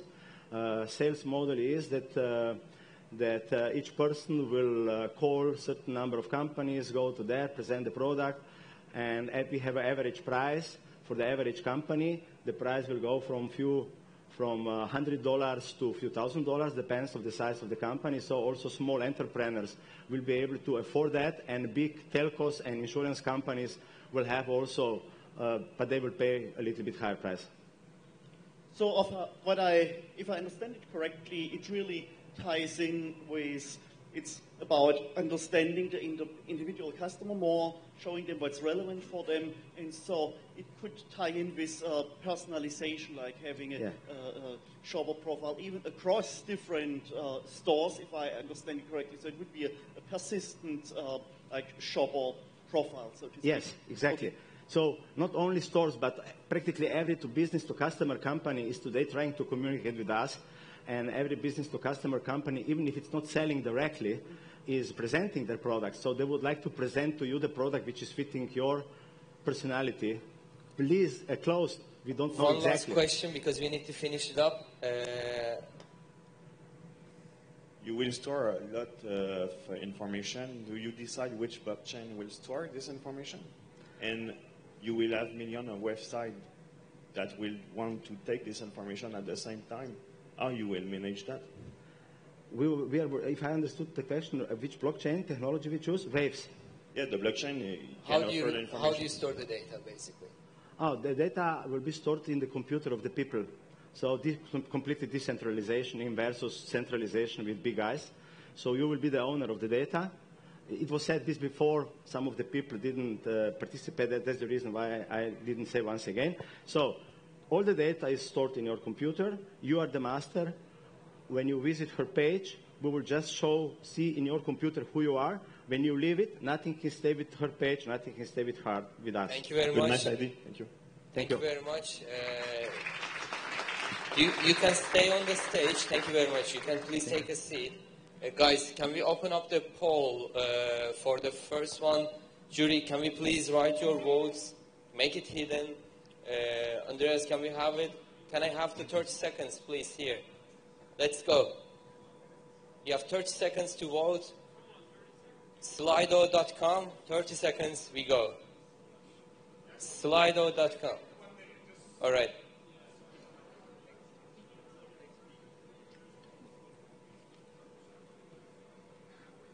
We have the Safe-In Behavior Exchange. Safe-In BEX. You can only vote one. You cannot vote for two. Who is going to be the one making it to the next round? I know it's nerve-wracking, isn't it? Both of them have done an amazing job. Great job. And both of them are scalable. KYC applied in everything, everybody using online services. So scalability in there. The question is, who do you vote? I can't vote myself, so. So, can we close it? Bogdan, can we collect the cards, please? Thank you very much. Let's put it on the system, and immediately we will have the result. So the audience vote. You voted for 60% of the votes. The jury counts for 40%. The way we calculate it is very simple. We basically have the percentage of the votes going to the A and B from the audience perspective. we take it and we multiply it by 0.6. The way we calculate the jury is that every jury can vote basically for both parties. You voted for both, right? Giving a score 1 to 10. Yes? No? If no, you can go make a change. Please go make your change. One of the parties did not vote for both of them, so make the change. And the way we do is that we take your vote, we divide it by the total sum of the votes that you have voted, and everybody has voted, and we add the percentage in there. So it's a proper calculation. There is no miss. The numbers never fail. I love math. High five. By the way, can I just get you? No, yourself. Top ICO list, we at 7 Markets, we are working with them as well. My media director, Kate, is working with them. When we talked with them that, we are doing the event, we want to promote the event among your own readers, they not only said, yes, we are in, but they all immediately jumped in saying that we want to also support the winner. So I want to get a high five from you. Well done. Thank you very much. The name of the company is Top ICO List. That's the way media should be supporting the community. Do we have the winners, guys? Come on, I'm dying myself here. So, we have the winner. Perhaps we can actually put the Excel file on the screen so that people can see. It's a different computer, but please transfer it to the other party so that we can clearly show it to everybody right after. So I have the winner. I'm just going to congratulate. I'm just going to congratulate the winner. Saifin, 65%. Well done, Saifin. Behavior exchange. Behavior exchange. Thank you very much. Unfortunately, you don't make it to the next level. Saifin, 65%. Behavior exchange, 35%. Thank you very much. Thank you, thank you, thank you. Can we have the next round of papers for the jury, please? The next I would like to have on board is, well, the following party. We basically have Heptapolis and Grapevine. Heptapolis and Grapevine.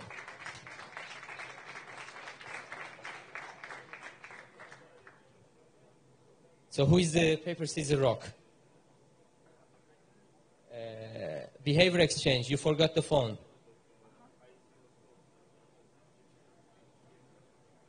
So who wants to go for paper, scissors, rock? Who is going first? Paper, scissors, rock. Go. Paper, scissors, rock. Yeah. Okay. You go first. Heptapolis going first. You know, simple things, childish things can be sometimes useful.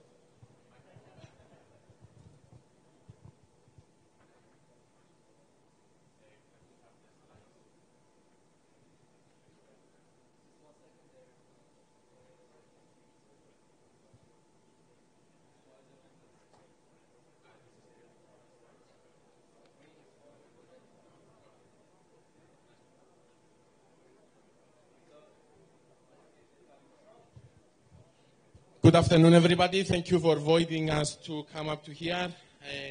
We are Heptapolis Humanitarian Energy Coin. I am Alexis and Christos. And basically, today we are going to discuss about our products. We have green energy products, as we discussed earlier. They create energy out of magnetic energy. We create electricity.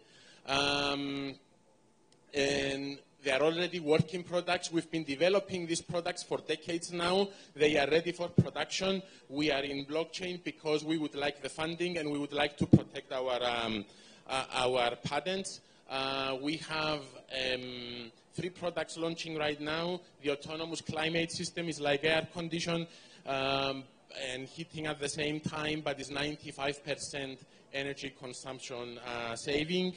We have the autonomous energy lamp, and this is 100% fossil fuel free, and the autonomous energy generator creating 10 kilowatts per hour.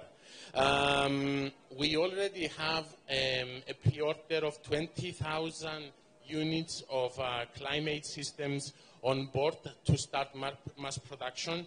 We already sold 10,000 of them. We already closed a deal for a factory. We have an independent estimation for 17.6 million. We are going to put this and we are going to close the deal at 4 million, so we have a safety value of 14.6 million for our holders of the coins, which is the first phase. And also we have unique characteristics. We back up the value of all the coins that we are going to have in the market at 50%. Can I have the next slide, please? Actually, I'm going to do it, sorry. Okay. So this is how we do this. We have two separate accounts. We have an audit firm which audits the separate account of the coin. All the funds go to recurring phases and financing green energy projects with our products. All the proceedings go into the account, and then from all the proceedings we get 20%, and we put them back into the coin to back up the value, so they have an increasing value. These projects, they continue. We are creating a fund that goes beyond the ICO, and they are going to continue sponsor and creating an even bigger fund for future projects. To give you an example, Greece has 52 million lighting systems, and we are in advanced talks to replace all of them. That's going to take years, and for us, this is a major project that is going to need many, many millions of funding. We have European funding, we have private funding, and also we have the crypto as well. Hello to everybody. Now we are going to talk about the specific characteristics that we believe our coin has and can make the difference. What we said is that we have a coin that is backed up by 50% of its value. We have also a coin that cannot be diluted. I will say first that we have a mintable coin. That means our coin can be developed at the time that somebody is paying for. And we back up the 50% of the value. So each one of the coins that we have in the tradable platform should be first backed up, meaning that has a real value at that time. And since the value of the backup value can increase every time that we sell, every product that we sell, 20% is going back to the backup value. It means that we have an increase in the value of the coin. Now, what is the soft cap? The soft cap of our coin is 10 million. 10 million because we want to develop 20,000 units, and at the same time to buy the factory that is 4 million actually, and we have a fair value at 17.6 million. At the end of the ICO process, we will have the fair value of the factory to back up our coin, meaning that all those investors that they are coming with us, we will have an increase in value from the factory and from the units that we want to produce. We have a hard cap of 1 billion of coins, and that's on coin perspective. Why? Because we know that we cannot have a hard cap in euro, since the backup value is increased every minute. On your website and your white paper, there's like 2 coins. I cannot hear you.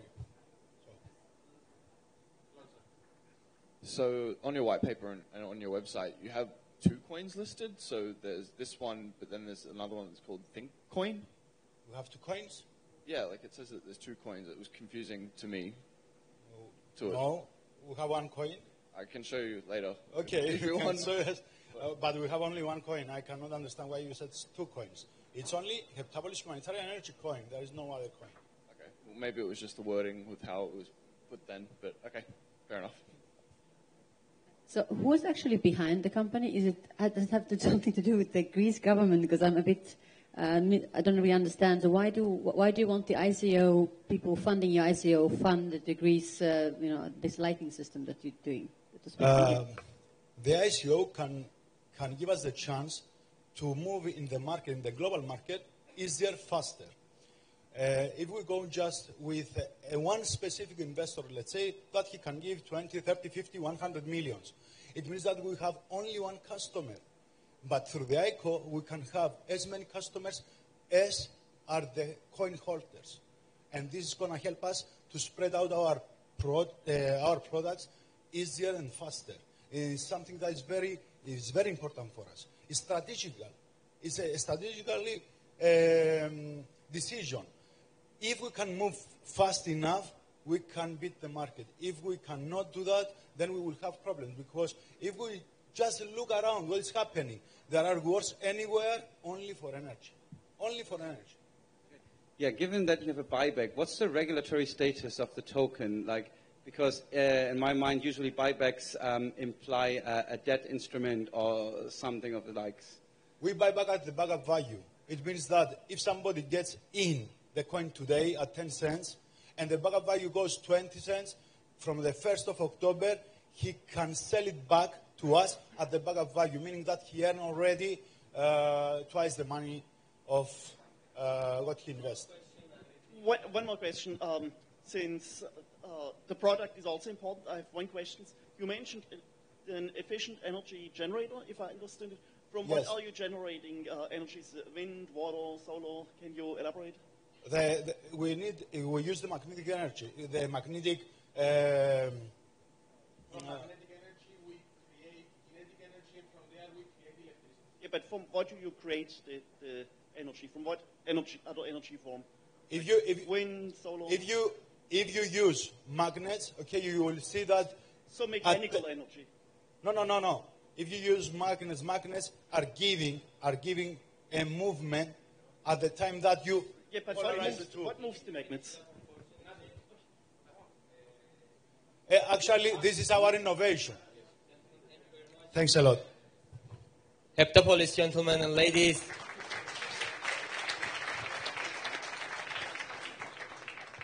Now, before I pass the microphone to the final semi-finalists, I want to ask you, please have Slido open in front of yourself.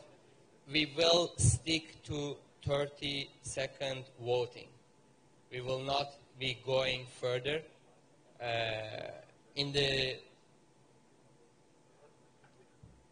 We want to make sure that everybody, and also I would appreciate once you vote, raise your hand with your phone on your hand, because we don't want to have people voting multiple times.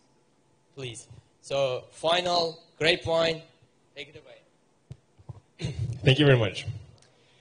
All right, so I hope our vision really of Grapevine came across already. We envision a world that allows health data to freely flow around with you as the patient in the center of it, you controlling it, and you being able to give access to whoever requests it, getting something in return.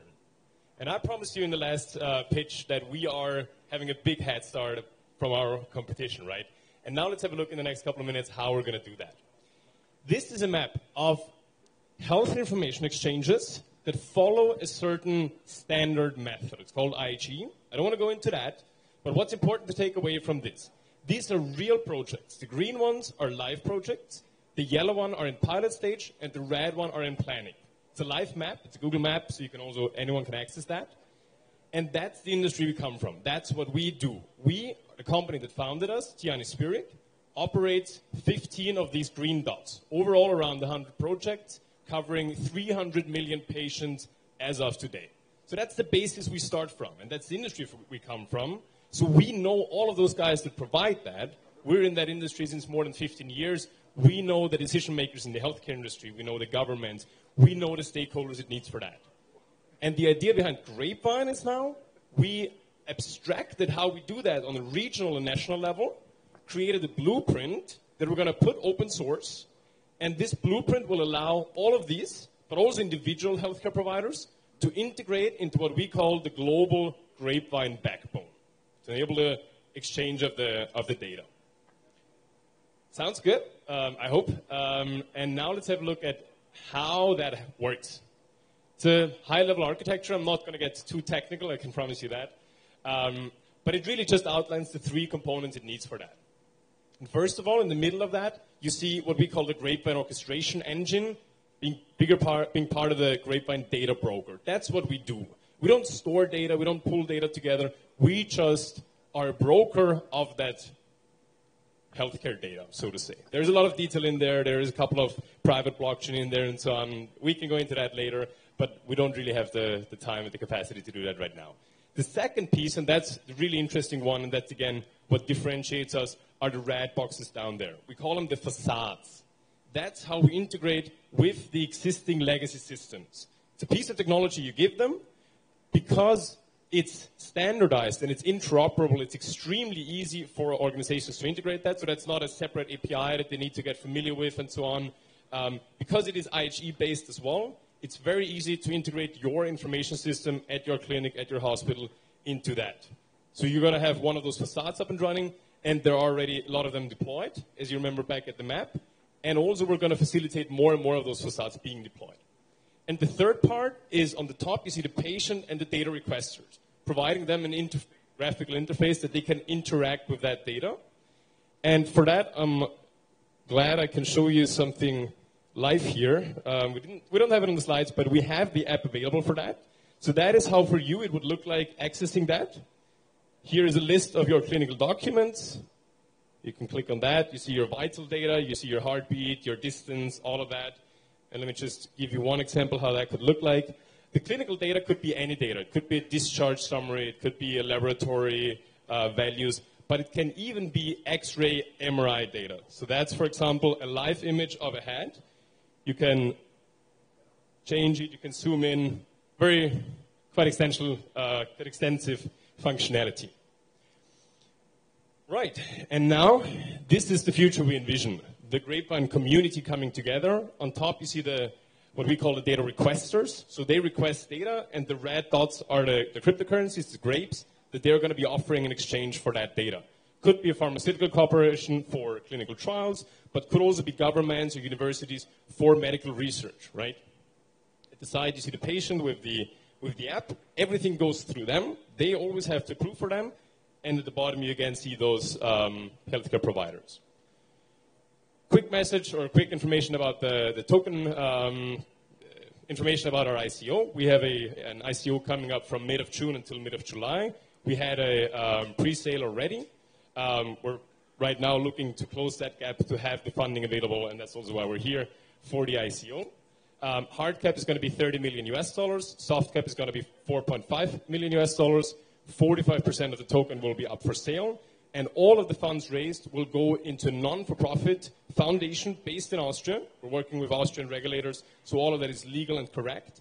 Because we don't have a business model, and maybe that's a question that's going to come up, but we're not doing that for profit. We are building that backbone up to enable the exchange between multiple actors. We need the community to make that happen, and we're here for the community. We're not here for a profit motive. We just need the ICO to fund it and get it started.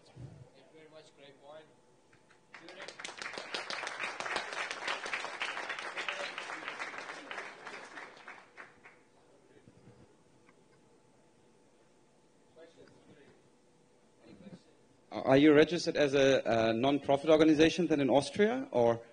Okay. So not yet. The whole preparation work was run through a for-profit corporation. That's Grapevine World GmbH. And we're going to set up a special purpose vehicle that's going to be wholly owned by the foundation, and then it's going to be cut down, so the funds raised are going to be inherited basically upwards from the foundation, if that makes sense. Do you have any donors or like investors from the institutional space already joining? Or is it predominantly private? What's your target audience? Right. So the target audience is both individuals, right? We want to engage early users, early adopters very early in. We want to give them a way also to get in early. Obviously, it's going to be a capped supply, so we also there is this investment, speculative aspect to it. But at the same time, we're also working together with, I mentioned already a couple of them, Pfizer into Microsoft and so on, the big guys that we need to build that up. We also engage them. We're also looking to raising funds from them to make this a reality. Thank you. So you said it's not for profit. Sounds wonderful, the idea that you're doing. So, but you have a couple of companies joining. So, are you allowing? Is it like open for any medical company to join and benefit from the data that you're collecting? It is absolutely open for anyone. It's a bit of the metaphor, and it might sound a bit weird, but we're issuing not a currency, but a token for a new thing, right? For a new community. And similar, like a central bank, or similar to the Ethereum blockchain, we don't have a motive, a profit motive behind that. We just want to enable that, and then invite all the actors with their for-profit motive. I mean, healthcare, it's fair to have a for-profit business model in healthcare. There's nothing wrong with that. We just think we shouldn't take any share of transactions or stuff like that, because we really see this as making things flow. Thank you very much. Big round of applause for Heptapolis and Grapevine together. Now, are we ready to launch the poll? 1, 2, 3, let's go. We have 30 seconds. Slido.com, iCoin Summit, vote for the best.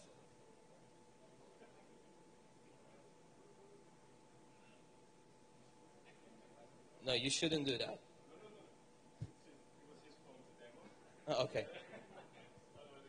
You shouldn't vote for yourselves, no. Put your phones down, we'll deduct it. If you vote, raise your hand. If you have not, closing it down, 10 seconds to go. Raise your phone up, not your hand, the phone up. I want to see, come on. Cheeky, huh? All right, let's close it up. Everybody is done. Can we collect the jury's votes as well? I'm very sorry to act like this, but we really have to do it in order to make sure that it is really transparent. Let's see what the vote is going to do.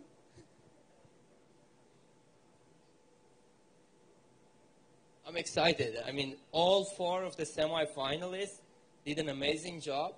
They all come from different backgrounds. So, KYC, content creation, energy, healthcare.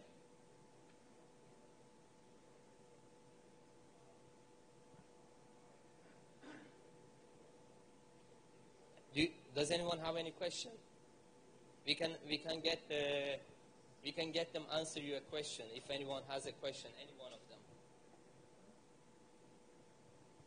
Which one goes to? Sorry, I have one. It's all good. So you're mentioning that you have some competitors that are doing the same thing. I've actually seen other people with a similar vision. The fact that it's going to be open source, are you going to be able to integrate with other of your competitors to make sure that, I guess, all that data is in as many clinics as possible? Absolutely right, yes. Is it possible to value the return in carbon credit of your system? Sorry? The return after you create green energy, you will have a carbon credit return, I think, in Italy. If we are going to have a return profit or projects? No, like the carbon credit, all companies have to invest into that to have a zero emission. But when you provide green energy, I think you can have a return on that. You can get a refund because we don't produce any carbon emissions. Actually, this is a benefit that each country can benefit, and it depends on the regulations. Just like in Cyprus, the government is the one who is getting all the benefits from that, or the main provider. At the time is the central provider, which is AIC, and the benefit is going to the country, to the government. But in other countries, each one of the if a customer is using a lot of green energy, then it goes back to him. For example, we talk about municipalities. When a municipality install our lamp system, the lighting system, automatically they become a green municipality and they get extra funding from the European Union. That is the penalty that they pay today for using the fuel system, fossil fuel products in producing the energy. Thank you. All right, we have the finals, the results. But before I want to tell the winner, I want to make one announcement. So we are going to be finishing up here at around 6 o'clock, but we are not done yet. We have a surprise for you. So those of you staying in Cyprus or here overall, we have arranged a closing networking dinner kind of cocktail party at XVR VR Center here close to the Germasoya roundabout. So it starts at 6:30. We have space for 100 people. I'm not going to be nice or say it's for VIP or non-VIP, blah, blah. It's for everybody, but it's for the first 100 people to come in. So 6:30, you come in, enjoy some VR game, enjoy some cocktail, some food, and let's network. Let's not let the vibe die here. Now, who wants to know who is the winner? All right. We have the winner, and the winner is Grapevine. Well done. Heptapolis, you did amazing. You did amazing. Both of the projects, they are all real live projects, all with real application. Energy, we all cannot live without energy. Phones, well, we had to use energy to be here today. So, as simple as it. Healthcare, we cannot live without healthcare. Health is wealth. I would rather to be healthy than wealthy. Because once I'm healthy, I can make always money. So, jury, thank you very much. Everybody, thank you very much. We are not done yet.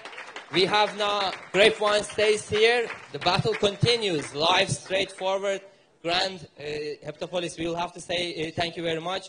I would like to have the safe in to the stage. Please, back in. Let's go, guys. Come on. Can we arrange some water, please, here? Because they are scared.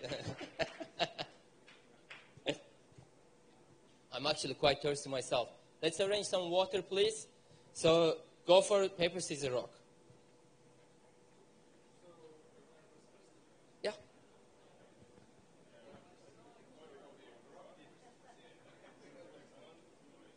All right. Paper, scissors, rock. All right. Winner is the loser. Well, not really. But sit down, it's okay. Let's get some water. Can we arrange some water, please? All right, it's coming. While they are coming, so we have, I would like to have the next round of jury to the jury chair over here. We have Danielle Cheng from Robin Hood. Ladies and gentlemen, Danielle Cheng. We have Phil Milo. Phil Milo, please, to this jury chair. It's quite confident. We have Benjamin from Naga. Jeremy from ICOsoft. Oh boy, it says Yakub Rahimov. Someone has to take it.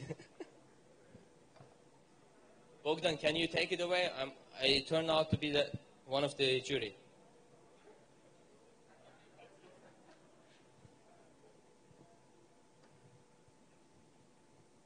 Before I pass the thing to you, so this is how it is going to be. We will have the winner, and the winner is not one. The winner just gets the name winner. I don't care about that winner, neither we do care. You as the ICO, you are here for one main reason, and it's the money from these investors, including me. So if you want money, you have to battle for it. You need to go in front of the blockchain Shark Tank. It's blockchain Shark Tank. I still have around 250 ethers left in marketing. We have Robinhood, free cryptocurrency exchange listing.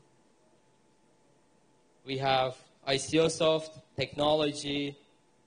Well, they also have diamonds, a lot of it, and many other things, and money. We have Phil, connections to the family offices all over the UK. Benjamin, from Naga, Forbes 30 under 30. Not only the money, but also the connection he has. And you know where to go for my media holding. 7 Markets is excited to find a winner. Bogdan, you want to take it away?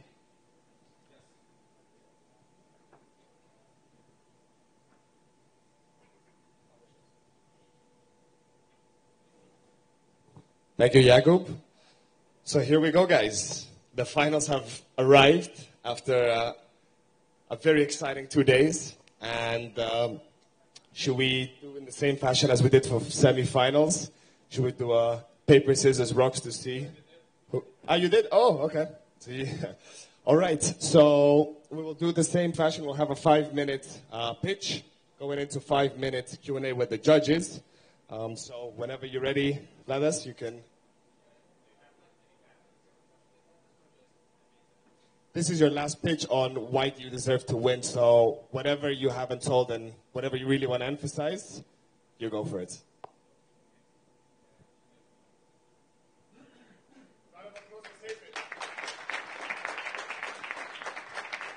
Hi, guys. Okay, so I've already started the first sentence numerous times now, but SafeIn is a blockchain-based decentralized identity management system. We allow the users to create an account once, verify their identity on SafeIn platform, and use that account to access any service online without having to verify their identity again. So probably the easiest explaining application for the crypto community would be either ICOs or crypto exchanges. So now, like all the legit ICOs must do KYC for their token buyers because banks require that in order to exchange cryptocurrency into fiat and to fund your business. And we're already working with one ICO who's already implementing our solution. We have an MVP, which we don't really like calling a minimum viable product because it has a web platform, it has an Android mobile app, it has iOS mobile app, you can all download it, create an account, verify your identity by scanning a picture of your ID, taking your selfie, and artificial intelligence and machine learning algorithms will match those and either confirm or reject your identity. And we have a real-world application. We're scalable, we're enormously scalable because not only the crypto community would use KYC and identity management solution, but various banking, financial services, credit services, online betting, gambling services, even medical services, because they obviously need to identify and know for sure their users. The application of SafeIn would be enormous. So our goal is to prove our proof of concept within the crypto community, because it's still quite closed space. We only have around 30 million active blockchain wallets. So our solution, real benefit, kicks in when the network effect starts and when users are able to see SafeIn login on various websites and really reuse their identity. This is actually where the benefit for the businesses kicks in as well, because basically all of the businesses are splitting the cost of verifying that user first time among all of them. So yeah, I really hope that after this presentation, you'll actually go to SafeIn, try out our solution. We didn't demonstrate during the MVP stage, the MVP round, but you can actually log in into our platform and one other demo website by just taking out your mobile phone and scanning the QR code with your mobile device.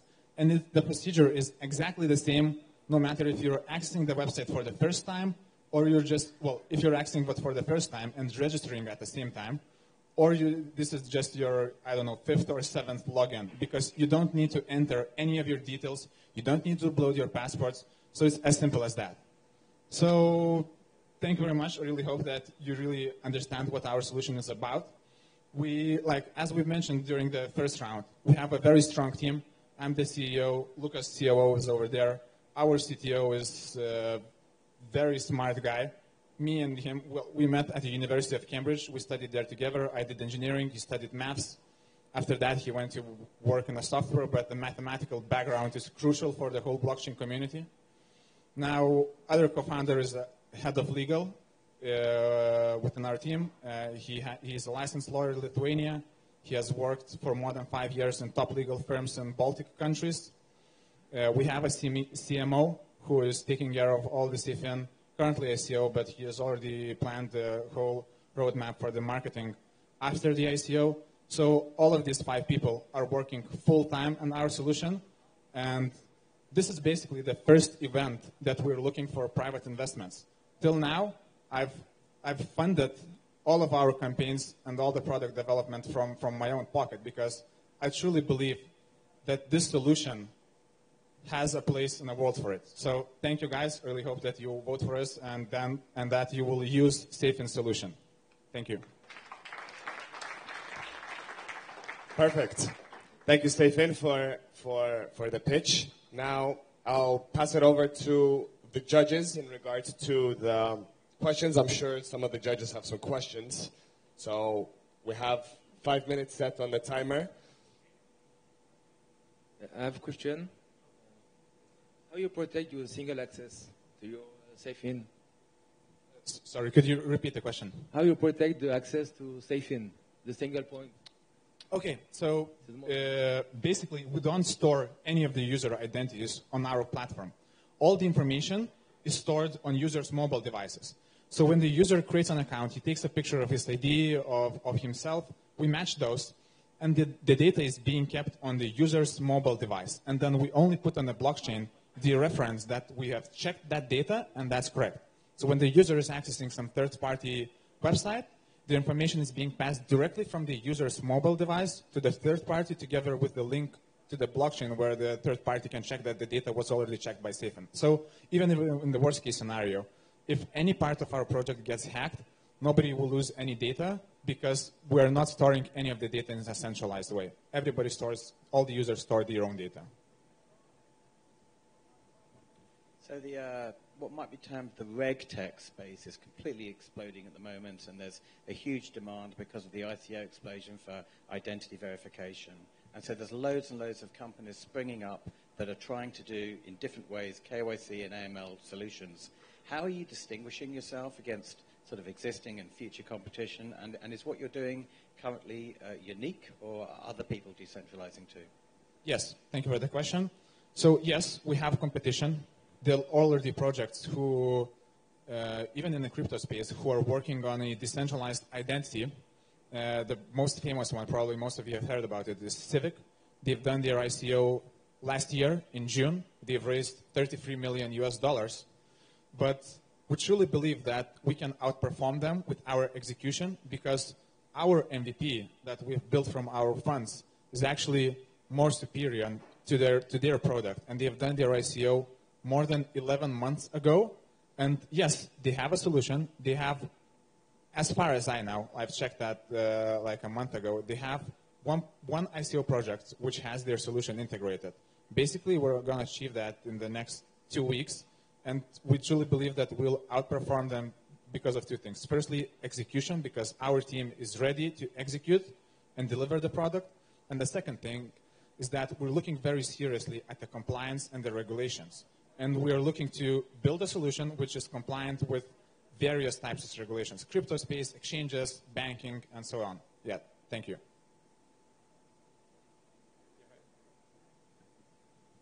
Nice pitch. I like this KYC stuff because we have also, everything around trading. So I see the use case that you guys have. What about the ICO?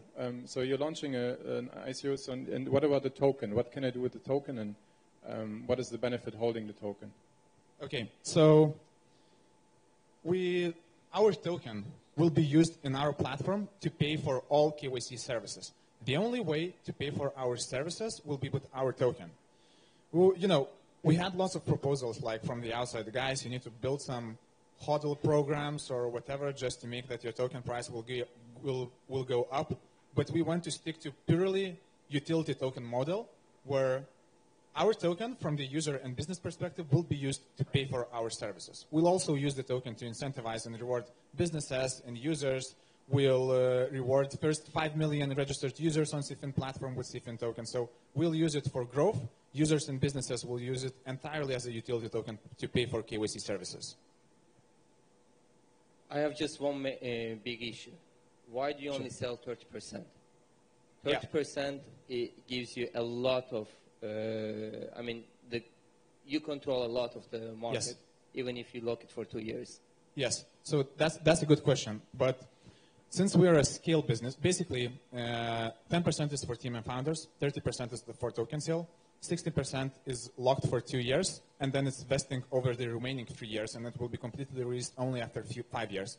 And those tokens will be used, firstly, to reward initial users and businesses to onboard them, and then secondly, to fund the further growth of the company after 2 or 3 years. Because if we are looking to build global scale solutions, so at the seed stage or for early stage of startups, 20 or 30 million, that sounds like enormous money.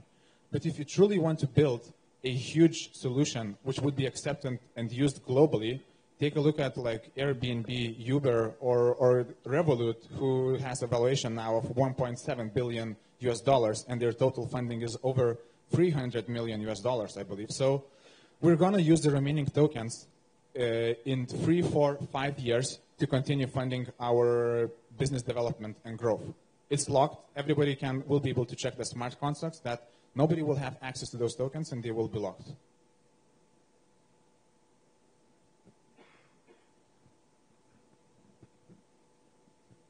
Okay, so by now your use case is mainly for ICO KYCs. Yeah, but I think the main point is actually by now there have no any regulation regarding to the ICOs. So let's say today the EU have the new ICO rules come out. So did you? Because I just checked your voting and you got no legal compliance or or attorney in your team. So how you plan to solve to make a KYC that will pass any laws? Okay, so firstly you said you checked our team and you didn't find any attorney. Like if you check the founding team, I'm the CEO, Lucas is COO, and the third founding member is a licensed lawyer in Lithuania. You can check it in our team. So basically his responsibility is to make CFIN compliant with all the possible regulations. But you're right, at this point, ICOs and exchanges, they don't really have any regulations, but everybody knows that regulations are coming into force, and we're actually we hope for the best for the community, but when those regulations come in, we'll be ready, and we'll be ready to help ICOs and crypto exchanges to comply with those regulations. Now, in terms of ICOs, as I've told, I think in the previous round, that ICOs are only verifying identities of their token buyers because banks are requesting them. If ICOs want to open a bank account and exchange their cryptos into fiat, they need to prove the source of funds. Now, as of crypto exchanges, there are crypto exchanges who are just operating as just crypto-to-crypto exchanges. They can register in, for example, Cayman Islands, but they're fine for now. But everybody knows that, US has real power for coming after US and looking after US people, and eventually they go after such exchanges. And the other big example is, for example, Bitstamp. Bitstamp has an electronic money institution from Luxembourg, so that's basically one step below a full bank. So there are already exchanges who are preparing for all the regulations, and they know that they are coming, and they will be looking for a KYC solution like us when the regulations come into force. Thank you very much, everybody. And now we will have Grapevine giving their last final 5-minute pitch, and we pass it over to Q&A. Thank you very much. So I'm going to do something a bit different. Quite frankly, no one was really sure what's going to happen in the final, so it's a surprise for the both of us. And I'm in a comfortable position. I already presented you what we do. I already went a bit into how we do it. I'm not going to do a tech deep dive here either. I want to do something different, and I'm asking you to come along with me on that journey. So get comfortable. You can close your eyes. You don't have to close your eyes. No worries about that. But I want you to think back the last time you had to go to your doctor, to your hospital, whatever that was. Remember that experience. Remember how that was for you. None of us likes going to the hospital or to the doctor, but we have to. And for me personally, that's always been an incredibly painful experience because I know there's a lot of information out there about me. There's a medical history. It's somewhere paper-based, spread at home. I'm forgetting it most of the time if I haven't lost it already or if it didn't get lost already. It's a pain because the doctors treating you, most of them, they don't know you. So the first thing you have to do is you have to introduce yourself. You have to tell them, okay, that's me. You give them some data, some documents that you might have brought with you. They're going to read through that. They're going to try to understand your case, get into that. It's a hustle. And that's the good case scenario of the bad situation right now. That's just the inconvenience. The real impact of this data being locked in, of information not being available to the right people, and that's the reality we live in right now, is the quality of care being delivered. There are tons of medical mistakes that happen, again, because the information is not available to the right people at the right time. People cannot prepare appropriately. People cannot manage their own health. If we were able to access that information, we would be able to much better take control, adopt a healthy lifestyle. If that would potentially even get rewarded, wouldn't that be something? And now imagine the future where everyone has access to that. You go to your doctor knows you. Your doctor is prepared. He studied your medical history before. He has the documents from anywhere. He has your data. He even has access to your vital data. He knows what you did the last weeks. He knows which medicine you're taking, and so on and so forth. How would that improve the practice of medicine? And the same goes for medical research. The same goes for many, many other stakeholders out there that have an active interest in making healthcare better, making it more accessible, increasing the quality of it, and making it more affordable. At Grapevine, we have a way to enable that. We have an approach to that. We're not the ones that are going to solve that within months or years. We're intending to build up a community of actors that we think we understand. We rely on established technology, so we're able to integrate and take the people from where they are. We don't have to force them to change something drastically. We just enrich it. And by introducing the blockchain technology, we are giving the individual, you, the power and control back over your data, how it should have been. I want to close now with an invitation to you. I obviously, at this point, ask you for your vote and for your trust. And with that, I would ask you, let's unite as a community. Let's send a strong message, a signal to the corporate overlords right now that are dominating healthcare. You have massive insurances, you have governments, you have large corporations. I was saying previously already, there is Amazon, Google, all of the major ones. Healthcare is one of the largest industries worldwide. So there is a clear interest, there is a clear reason for getting into that. Sending a signal, we don't want someone centralizing that. We don't want a monopoly. We don't want to be controlled. We want to have to control ourselves.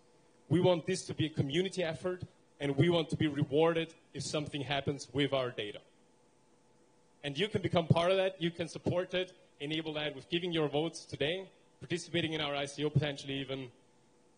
And that's it from my side. Thank you.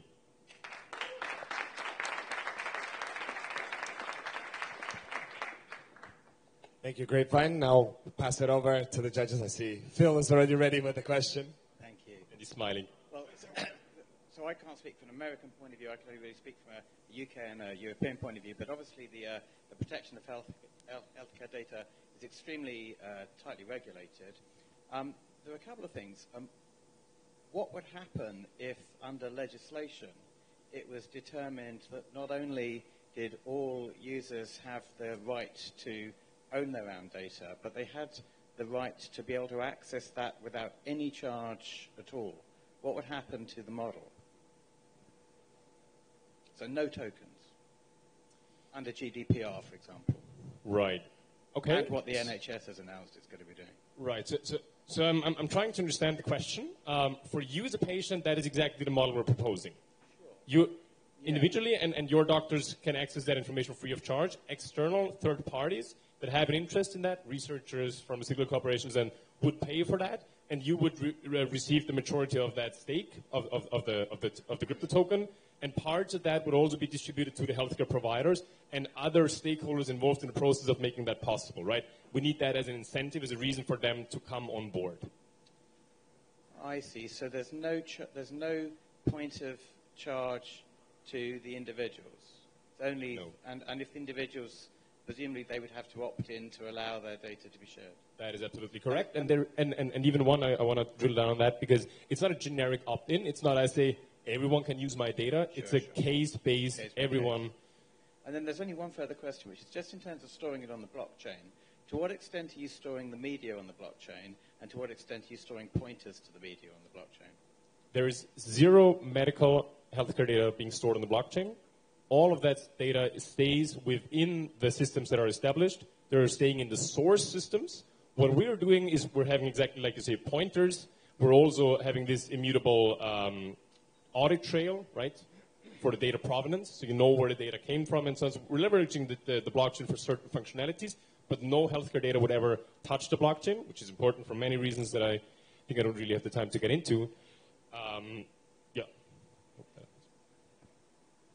Can I, as a user, opt out whenever I want? Absolutely, yes. And you said you're doing this token sale for getting community, right? And how will you finance that in the future then? I mean, I like those projects that are more charity-oriented, but how do you plan to, if people hold your token? Because, you know, in this space, we don't have rational investors. Like maybe 5% are rational and 95% are when Moon, when Lambo guys, but they will just look at your token. How do you want to kind of make it big in the beginning to have this critical mass? So with the 30 million hard cap, that's our goal, right? And the 4.5 is the soft cap. That's the minimum that we need to pull this off. We're going to finance through a business plan that we're about to publicly release. It's a 3-year business plan that the foundation will execute with the funds raised from the ICO, and build up an initial momentum, build up a community.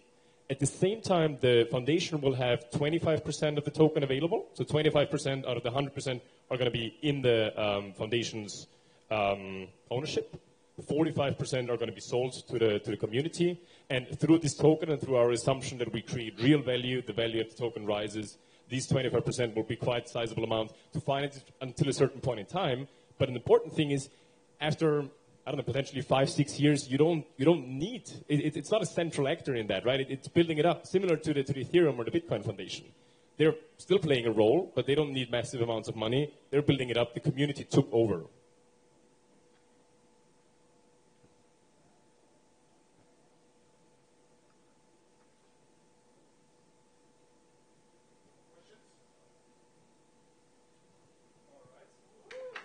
There we go. Well done, Grapevine. And safe in. So I'd like to invite everyone to open up your Slido. This is the most important vote of the 2 days. As soon as everybody's in, we will have 30 seconds to put in the votes. And of course the juries. And then we will count all the votes up. Oop. This is for good luck. So I hope everyone's ready. Everyone's in Slido?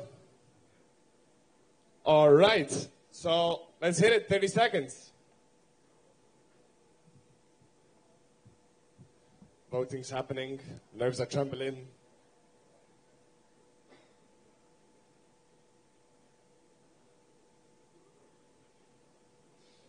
For those Game of Thrones lovers, build up some tensions for the final result. So 20 seconds to go. I hope you all really, really enjoyed iCoin Summit. I see happy faces, which is very good, and a lot of new information, valuable information has been passed on. So we're very glad that everybody's satisfied. And the votes are up. 30 seconds is done, so let's lock in the votes. Juries have put in their votes as well. We can get someone to collect the votes.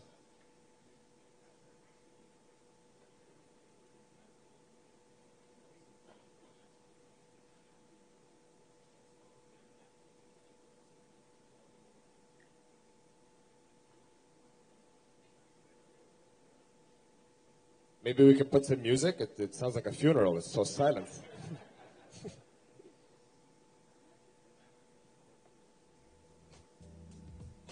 iCoin Summit.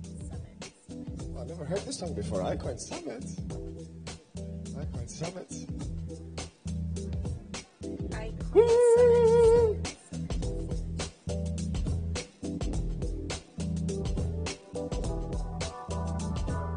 iCoin Summit.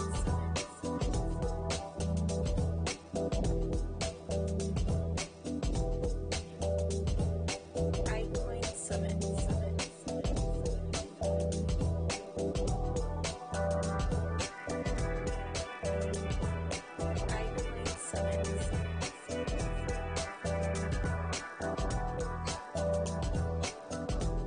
iCoin Summit.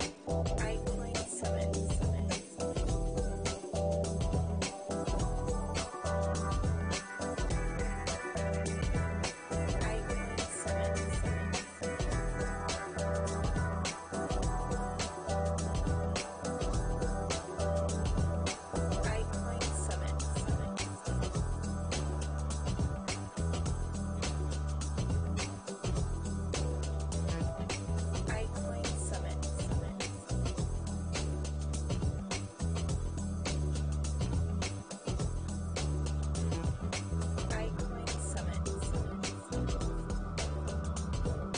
iCoin Summit. iCoin Summit.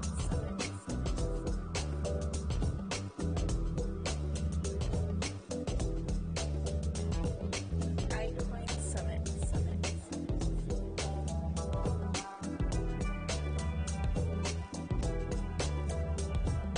iCoin Summit.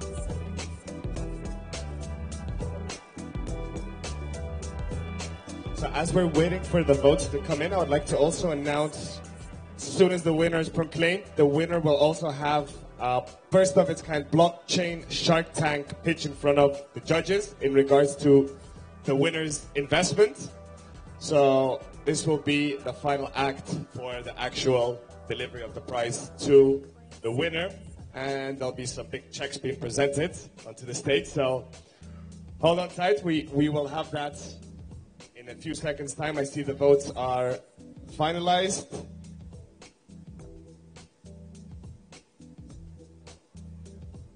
This is one important walk. We haven't. Technical issues. iCoin Summit.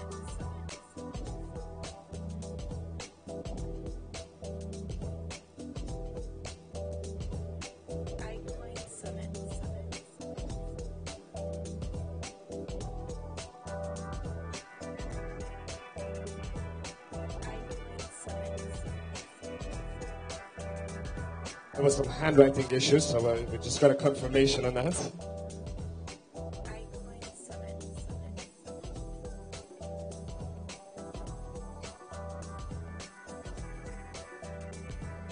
So you guys having a good time? Yeah? Woo! Let's get the mood up. Oh, you missed my dun dun dun, Patty. You should have been here.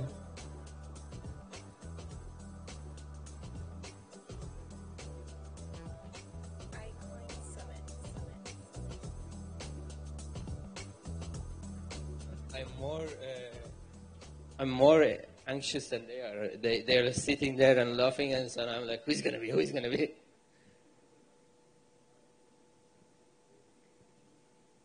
Before you announce, I created this thing myself, so it's just a vision.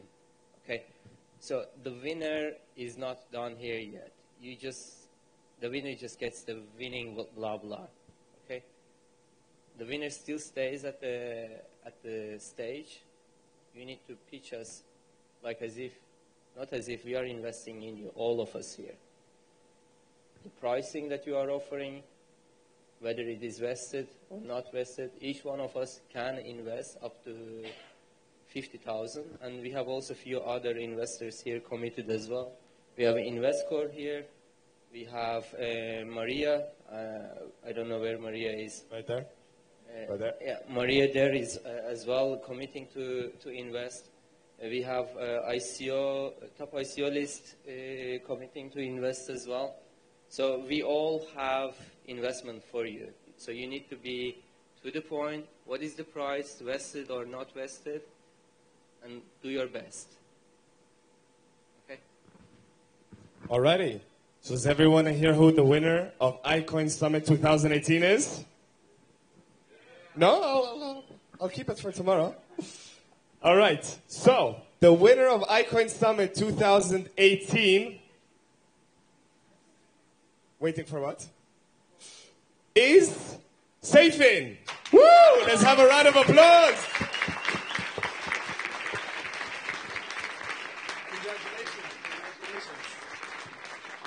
Congratulations to Grapevine as well. I believe everybody's a winner that was on this iCoin Summit. So once again, Safin and Grapevine, very great job. Well done, guys.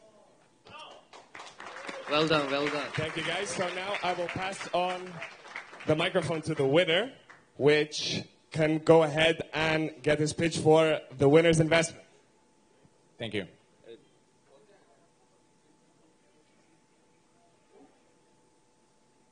The votes were very tight. It was 54 to 56, so only 2% difference. So it was a super tight one. Super tight. No. 1 second.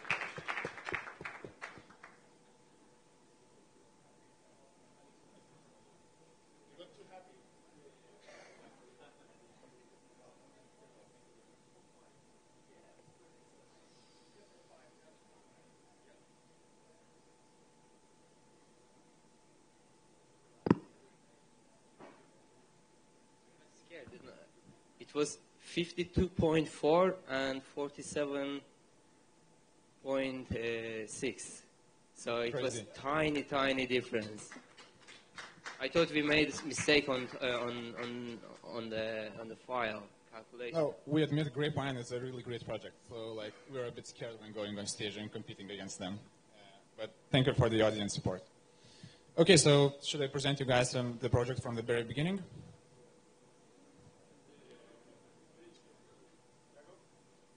Should I present you the broad project from the very beginning? We already know the project. Okay.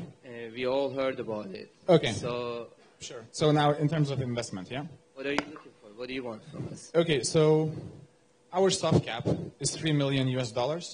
Our hard cap is $21 million US. Our roadmap is that this is basically our first stop in terms of our roadshow. Tomorrow, very early tomorrow morning, we're leaving to New York to 2 private events and then consensus for networking and looking for investors there. And our roadmap is that we're looking to do our private sale in May. So this month is dedicated to private sale. Then we're looking to launch our public token sale at the very beginning of June. And we're looking to close our public token sale by the end of June and distribute all the tokens at the beginning till mid of July. So that's a real roadmap. So as this is our first event looking for the private investments, we haven't raised any private funding at all till now. Till now, I've personally invested in the project a bit over $400,000 US.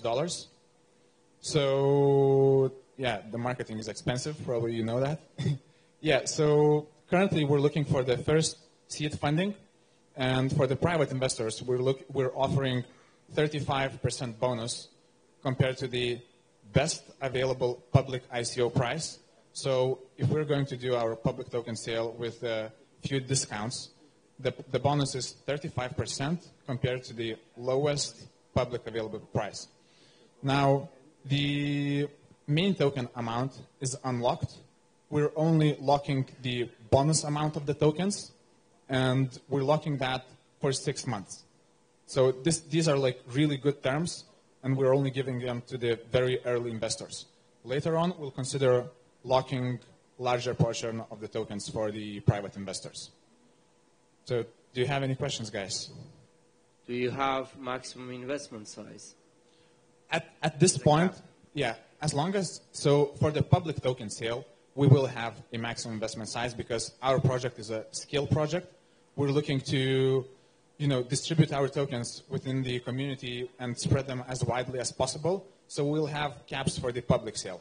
For the private sale, as long as it's a reasonable amount, we don't have any caps. So, but if you came to me and said like, "Hi, I want to invest $5 million in your project," we wouldn't take it. So what I call a reasonable amount is that we're looking to get maximum $1 million per investor. Congratulations. Thank you. So I saw earlier on the slides you had sort of quite crude sort of supply models and stuff like that. Am I right in saying that because you haven't yet taken in any investment at all, you probably haven't actually minted your tokens yet? We haven't. Okay. So I'm not quite asking you a leading question, but as a statement of fact, it's not too late if anyone could persuade you to change the supply model or to make it more elaborate. Is that correct? That's correct. It's not too late. Just a statement of fact. Yes, Yeah. but we would need hard convincing because we don't want to do any, like artificial holding or reward programs for those who hold tokens, just trade as much as possible on this exchange and get a Ferrari for that. So we're not going to do any of that stuff because, we think that's, that's cheap and that's for low quality projects. But if anybody has any suggestion to improve our token model, we're still welcome. Actually, we already have our smart contracts developed and audited, but it's not deployed yet, so we can make adjustments. That's fine. And it's ERC20, right? Yes, it's ERC20. What is the token price now for the private sale? Do you have a number or? So, in the contract, we would write that it's 35. Okay, so our public token price will be $0.07 per token. But we might vary it a bit depending on how large the public token sale would be. It might start at 6 cents and end at 8 cents to have an average of 7 cents. And for the private investors, we would be giving 35% bonus from the lowest public sale price.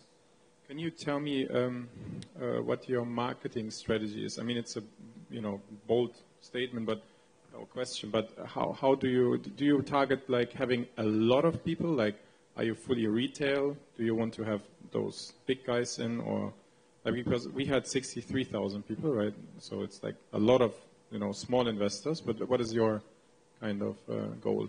Okay, so if we're talking about the ICO here, our minimum plan is to raise at least a soft cap from private investors and then the remaining from the public. But if our average plan would be to raise at least half of the funds, so 10 million from private investors. So we kind of were prepared for the best case scenario and worst case scenario. So in the worst case scenarios, we would be creating a lot of hype in the public community, but obviously that's expensive and we would need to burn a lot of money on the marketing. But if everything goes well on the private sale, we won't be pushing too hard on the whole marketing. We would see how it goes, how's the hype, but it would, to answer your question, it really depends on how our private sale will go. Okay, so would you reinvest the whole private sale in the marketing or not? No, definitely. We have, okay, so everybody probably I would know. do it. Sorry? I would recommend you to do it. But I think that's unfair. Because I'm just saying, if you really want to reach now in these days more than 15, 20, then you need to kind of, usually that's how I saw the ICO space, that you reinvest everything from the pre-sale as hard as you can do, to reach the hard cap. I agree with you, but that's, as I said, that really depends on how our private sale will go. So we really want to work hard on our private sale so that we can save our investors money and not spend it on marketing on the public sale. But as an investor, I don't care about my money anymore, but I care about the token value then, right? Yeah, I agree. Yeah. So just as a side note. Yeah. But thank you. Good note.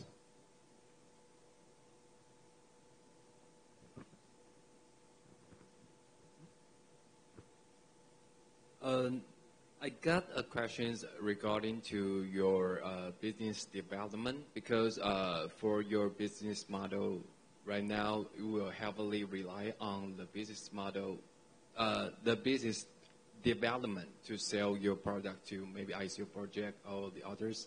So I want to know what's the plan. Okay, that's a good question. I think I've mentioned in one of the on one of the rounds is that one of our advisors, that's Jean-Baptiste, he joined Trustpilot when the Trustpilot was the size of 5 people, and he basically became a sales executive and ran their whole Trustpilot sales department till it was like over 100 people. So, and he has left Trustpilot, and currently he is helping startups in Lithuania to build a predictable B2B sales pipeline. And what the guys do is that they scrap automatically various sources, mainly LinkedIn, and look for the companies that fit their profile. They identify key people in those companies, the decision makers, who you would need to offer your service.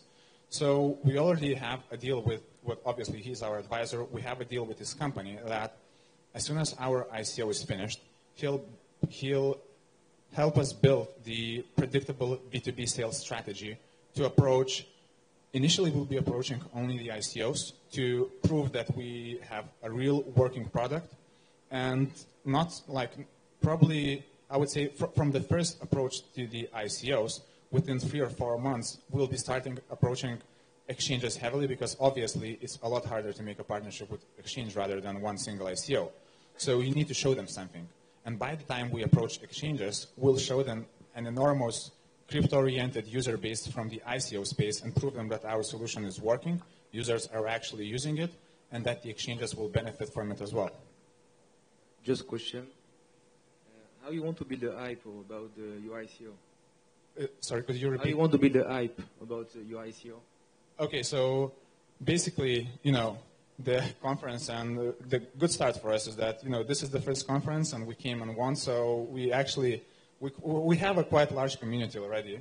So we'll show them that we are better than other projects, that's for start, but mostly going to events, sharing the contents with the audience, and spending lots of the money on marketing and bringing in many new people, and showing them that we are better than any other ICO. So can you just remind me what the low cap is, the minimum? So, the soft cap? Yes. $3 million US. $3 million US. So I want to drop something here. Sure, go for it. Okay, as we said, this is blockchain Shark Tank. I'm here for profit now.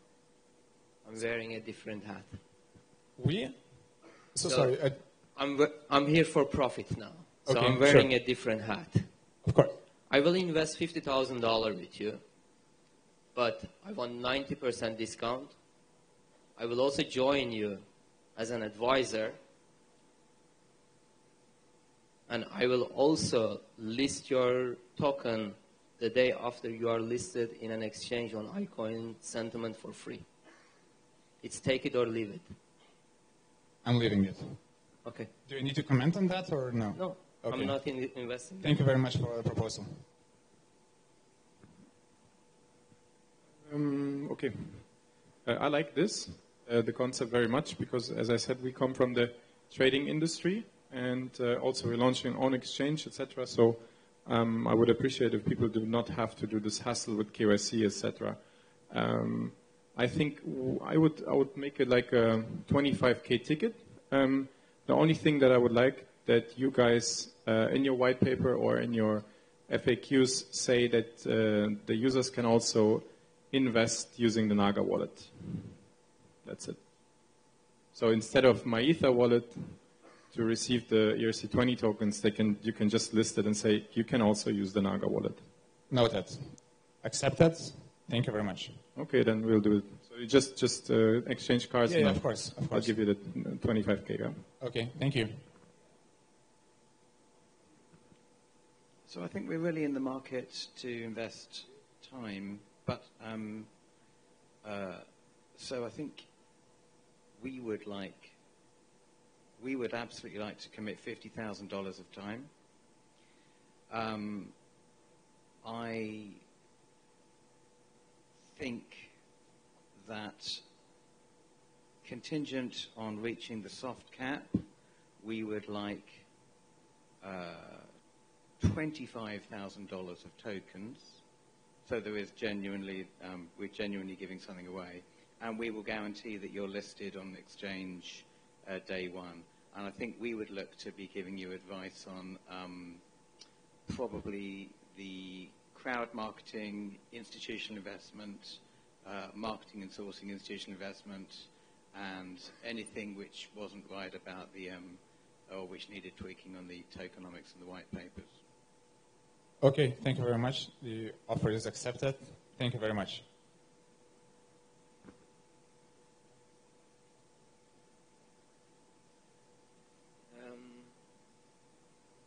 Personally, about the product is I'm not fully convinced. Okay, I saw this product the last 10 years about Yahoo. They want to do a single sign-in, and there was a lot of initiative. So anyway, we can help you to build a better, attractive product, and to give you access to different website, and company can help you to give better adoption about your product. Let's come talk to my boss later. We'll explain to you my my vision. And we have a product for 25,000 euros to help you to do the private sales and public sales. So I can offer you also to. Okay. Thank you very much. We're very happy about it.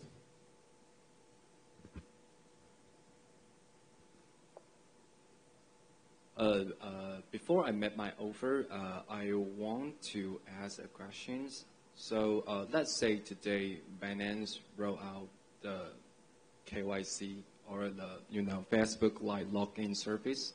So how you compare with Binance? If basically Binance launched the same solution as us and started offering it to other exchanges, or would they just use it internally within their platform? For ICO project mainly, or I would say the other exchange would not accept to use the Binance login service, but the ICOs or some other crypto related website might adopt. Okay. That would be a very interesting move from Binance because, well, as somebody mentioned here yesterday, Binance is making a pure profit of more than $1 million US per day now, more than 1 million per day. So I wouldn't really expect them to move into, KYC business when they're just printing money. But if they did, we're trying to do good for the community, and I really doubt that Binance would actually let users to store their personal information completely on their end. Binance would do it only if they saw some benefit for them. So I'm pretty sure the way they would do it is they would let users to sign into other ICOs with their Binance account. But that's basically Binance owning your identity. So we would fight with this probably from the same angle that we currently do, is that we're letting users own their identity. Probably I didn't stress that enough today, but the whole system is built in a way that only user has access to his information and the user owns his identity. And if Binance can offer that, which I really doubt, then it would be one-on-one competition with Binance having a lot more money, and probably the greed and bad would win.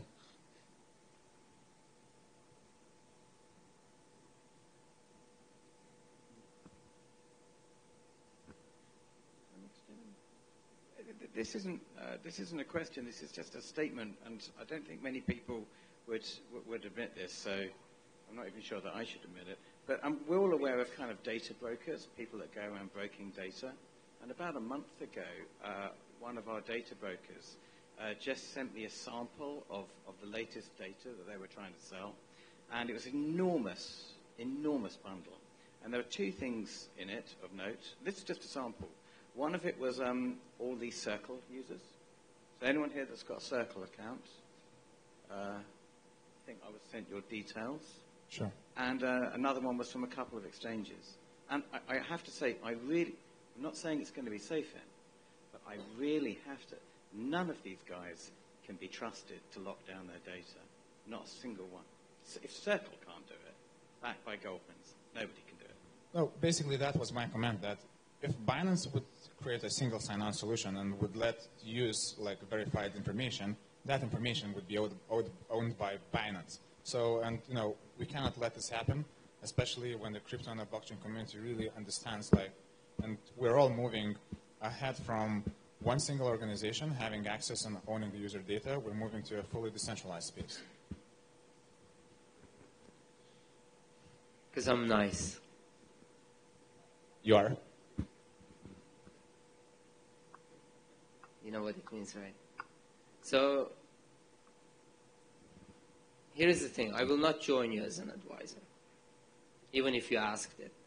Because That's a big lose for us. However, because I committed here to support the winner, no matter who it is and what they do. And you've done a pretty good job, pretty amazing job. And I love the way that you are standing there with confidence, which we need to praise you for. If it is your first event, you're going to do amazing. Good Thank job. you. Keep it this way. Now, I'll offer you something. But this is seriously my last offer, and it's take it or literally leave it, and I will invest to the second place, the same offer, and I'm pretty sure they will accept it. So here is something. How long is your ICO period? We'll do it for 1 month, 30 month. days. In total, from pre-ICO? No. This is only the public ICO. The total period, that pre-sale to the end of the main sale. It really depends on how well the pre-sale will go, but we're looking to close the pre-sale in 1 month. So 8 weeks. 8 weeks, yeah. Okay.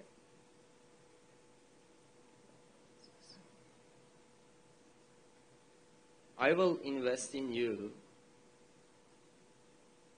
60 ethers on A to Z Markets premium listing. I will invest in you 20 ethers on iCoin sentiment advertisement listing.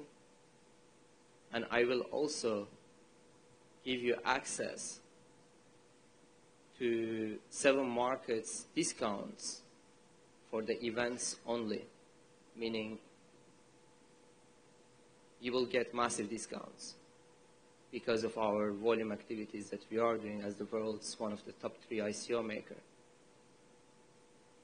It in total will come in for you around 150 ethers. Given the current market valuation, it's around $100,000, if not more. And I want $150,000 worth of your tokens. Let me do the max quickly. Let me think. And you can also use it. Yeah, but you know, but we're not receiving cash. We're getting it in service. So You will have to anyways. You will anyway have to spend that money in order to get yourself the marketing. You were talking about spending money for marketing, and you don't have to spend it. And here is something that I will put it on there because again, I'm very nice. I'm very, very, very freaking nice. I will accept half of my tokens to be on investing for 6 months. Half of the tokens vested for 6 months. Okay, now seriously, let me think for 30 seconds. For how long is the discount for the events? Like for this year? So we have agreements, ongoing agreements for the entire project, right? We are making agreements with every event in the world. What's the discount on average for the events? Changes between 20% to 100%. Okay. I can't commit on it. It's event. And what's the event coverage on average? Like, for example, we're going to 3 events in New York now. Is the consensus conference covered? Just You for have example. already, if you made an agreement with them, we cannot comment on it. But okay. We will still find you with other media channels discounted coverage as well. I'm taking the deal. Here is something that I said I'm very nice, okay? I really mean I'm nice. You can also put on your website that you are 7 markets approved, because you have done an amazing job here. Guys, let's give him a big applause. Thank you, guys. You are 7 markets approved. It means we just need to do a quick due diligence on you. Sure. You are KYC, so we need to do KYC on you, and I don't mind even using your own platform. You can use our platform, yeah. So you need to help me to do that. You pass your own KYC. We will be even marking you as 7 markets approved, and you can place it on your website. Okay. Everything is noted. Offer is accepted. Thank you very much. We are still missing something from Danielle. Danielle, you want to add something, or you want to skip? You can skip if you want.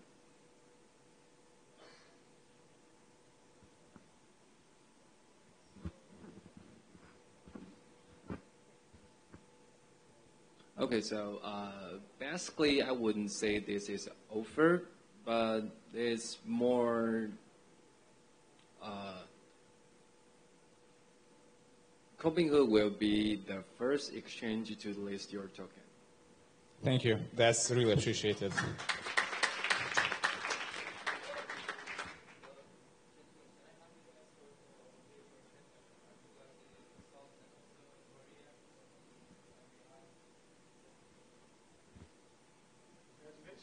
you very much.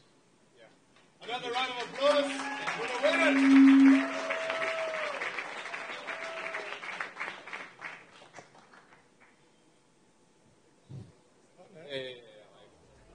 Probably the team is going crazy back in Lithuania. I hope they're all watching live, right? Yeah, me too. iCoin Summit.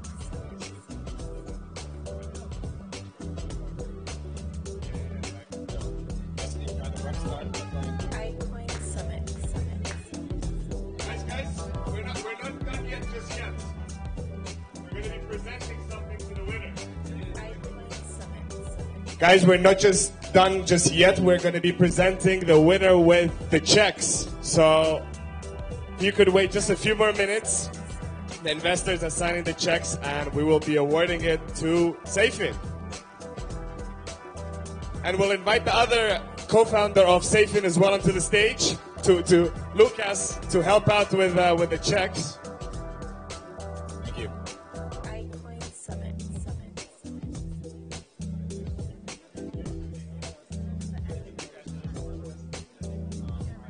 iCoin Summit. It's done.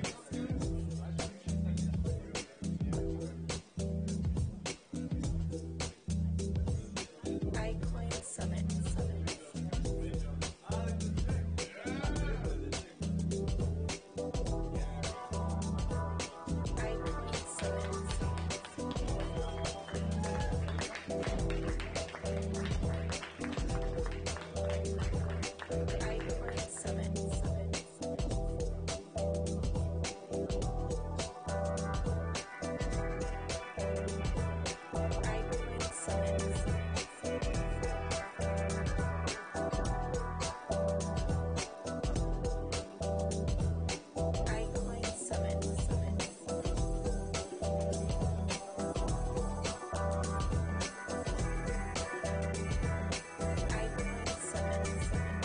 I think you guys will need some extra luggage for New York. You're coming with these big checks.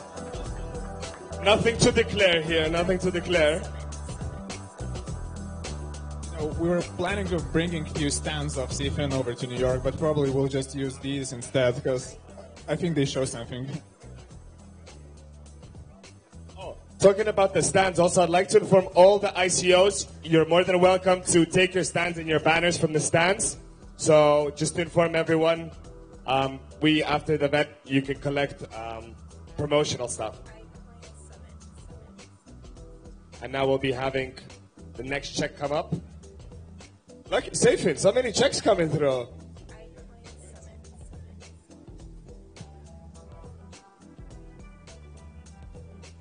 Could we have the music a little bit louder? Just a little bit.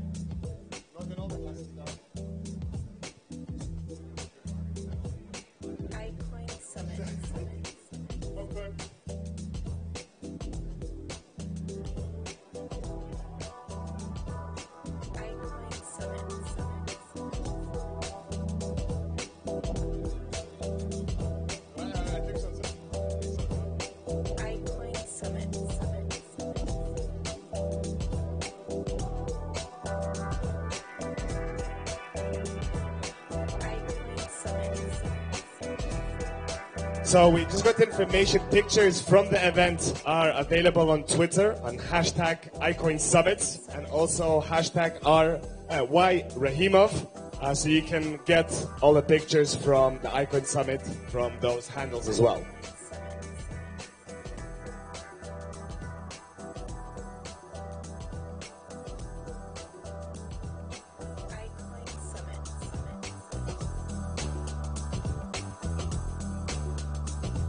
And the next checks are just making their way.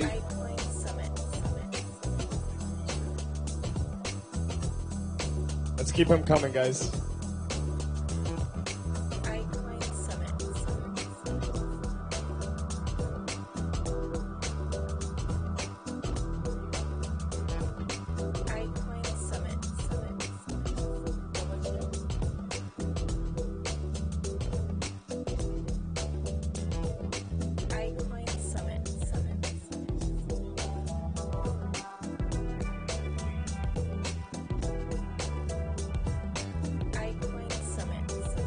Carlos, it's K for KYC, you know?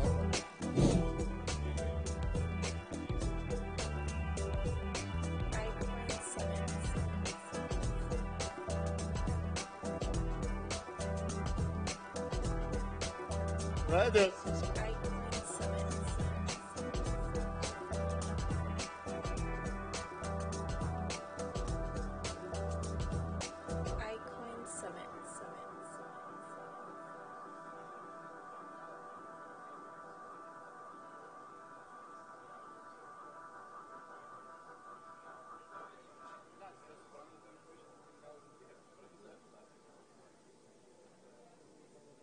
iCoin Summit.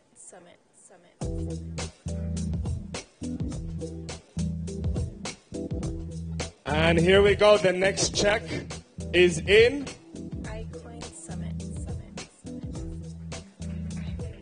This is the listing from Maria. She also invested in $10,000. Jeremy, $25,000 worth of service. Phil, $50,000 worth of consulting. Robinhood, Danielle, where are you? And guaranteed listing on Robinhood, unlimited pricing for an ICO that is at this stage. It's almost impossible to get as a guarantee. Great job.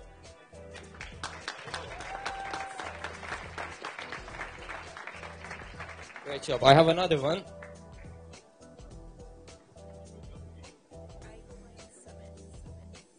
And this is, as we discussed, $100,000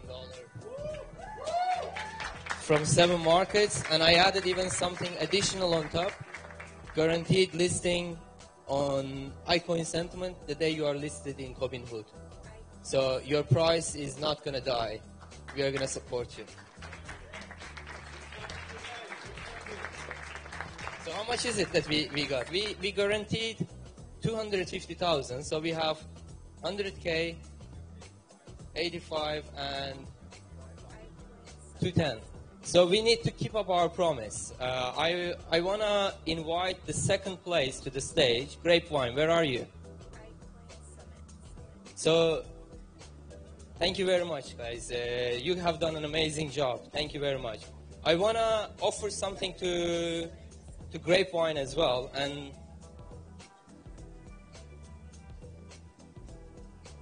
I don't have a check for you to give, but here is something that I would like to offer. I will offer, Jonathan, also you wanted to, perhaps Jonathan goes first because he initiated the idea of investing in you as well. So Jonathan, what was your offer? It's a deal you have to accept, but I want to offer you $25,000 from my mining farm in profit. But after the token ICO, I want to double 50,000 in return in token.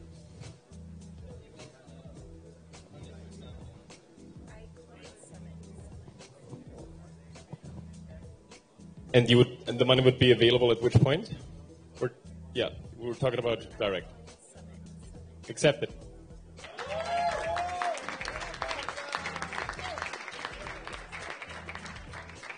So I think this was a great idea. So I think we would like to match it with the 10,000 and with the same bonus.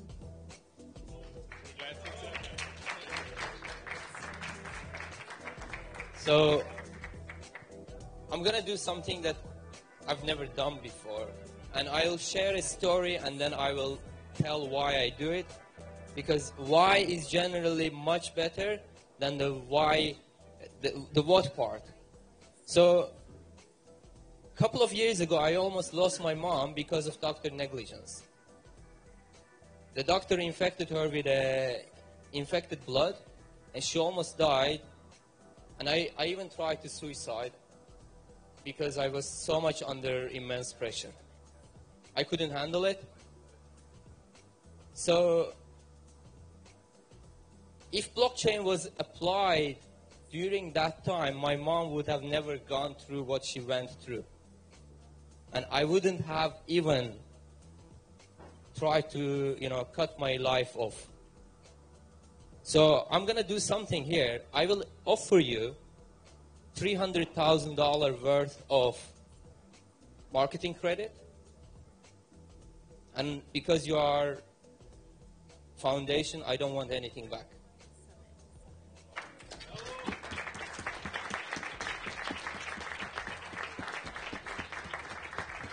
So you have the guaranteed marketing, literally whatever you want on my own media platforms. You can do anything as long as it is legal. You can have unlimited PR. I will be your advisor. I'll do everything that it takes to make your project succeed. And I will also support you guys as well, as long as I can. This is just the beginning. iCoin is not the end. It's just the beginning. Jeremy wants to say something as well. Me also, I will commit to your project. I will give you the system to launch your private sales and public sales. Is 15,000 euro of service and software. Thank you very, very much. And also thank you very much, Jakub. So we are not done yet. We have more. We committed $500,000 and we will smash that thing. So in the morning they were having a meeting with each other. One was selling the other one $50,000 worth of service. Now he gets it because he's driven by the cows. And I'm pretty sure what I just told you, I'm not the only one who has suffered in life. And healthcare is just one of the things that can be changed by the touch of blockchain technology. Transportation, everything in life, your mobile data, everything can be moved. And we have another investor over here, top ICO list. Where are you guys? Come on. I know that you are going to invest for both of them. You prepared with two different...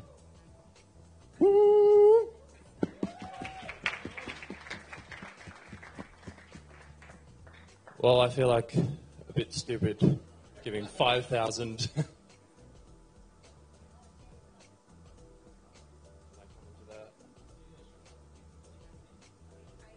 There's two prices, so it's 10,000 for the winner and 5,000 for the second prize. I didn't write them. Thank you.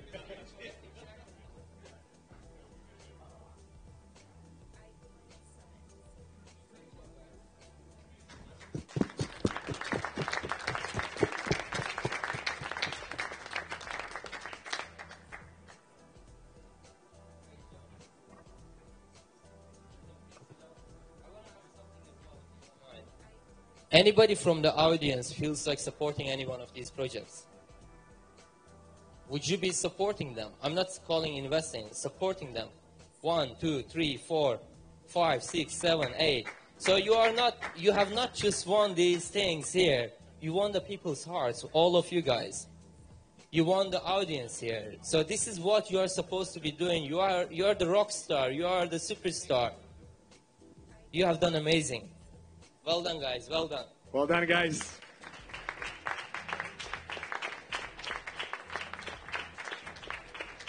I would like to once again say big congratulations to Safin and Grapevine. Guys, you're all winners. Give a big shout out to all the sponsors and of course Kisomi Lighting, which made this magical atmosphere happen. So once again, thank you all. Thank you all of our sponsors, specifically thank you Disinternet. They were the one supporting this event, making it happen. Specifically thank you Koineru. You have been amazing supporting it, bringing so many amazing people on board. Thank you ICOsoft, the team from Naga team.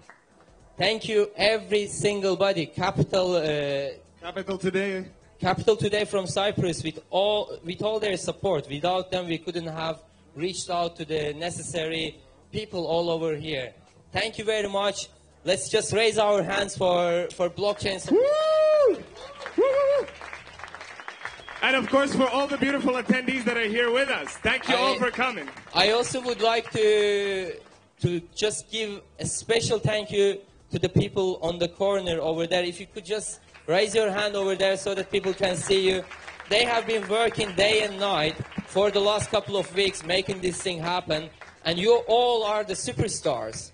You all are the superstars. We made it happen and we tried it. You made it happen. You made it happen. Without you, we would not have done this. And this is not it. As I promised, our next step is to establish 7 markets in Cyprus.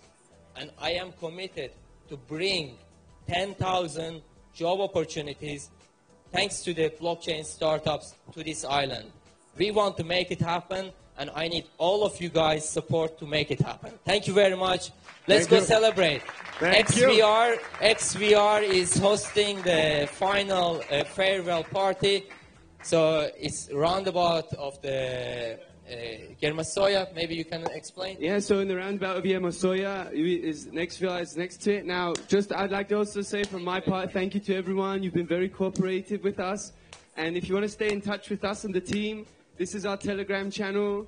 Please join. It's a lovely place. It's people looking out for each other. There's really incredible minds in here. And also, I'd really appreciate that. So thank you from me too. Thank you all. Thank you all.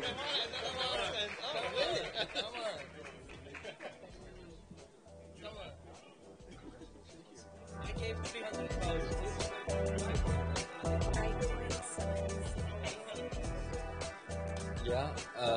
Okay. So we will also list the grapevine. Yeah.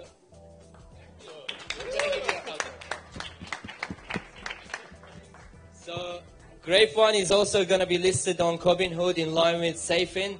You all are rock stars. We have also 2 other exchanges who promised to list you guys. They are not here with us. They had to leave earlier. They have been watching, and we will be connecting you so that you are communicating to each other.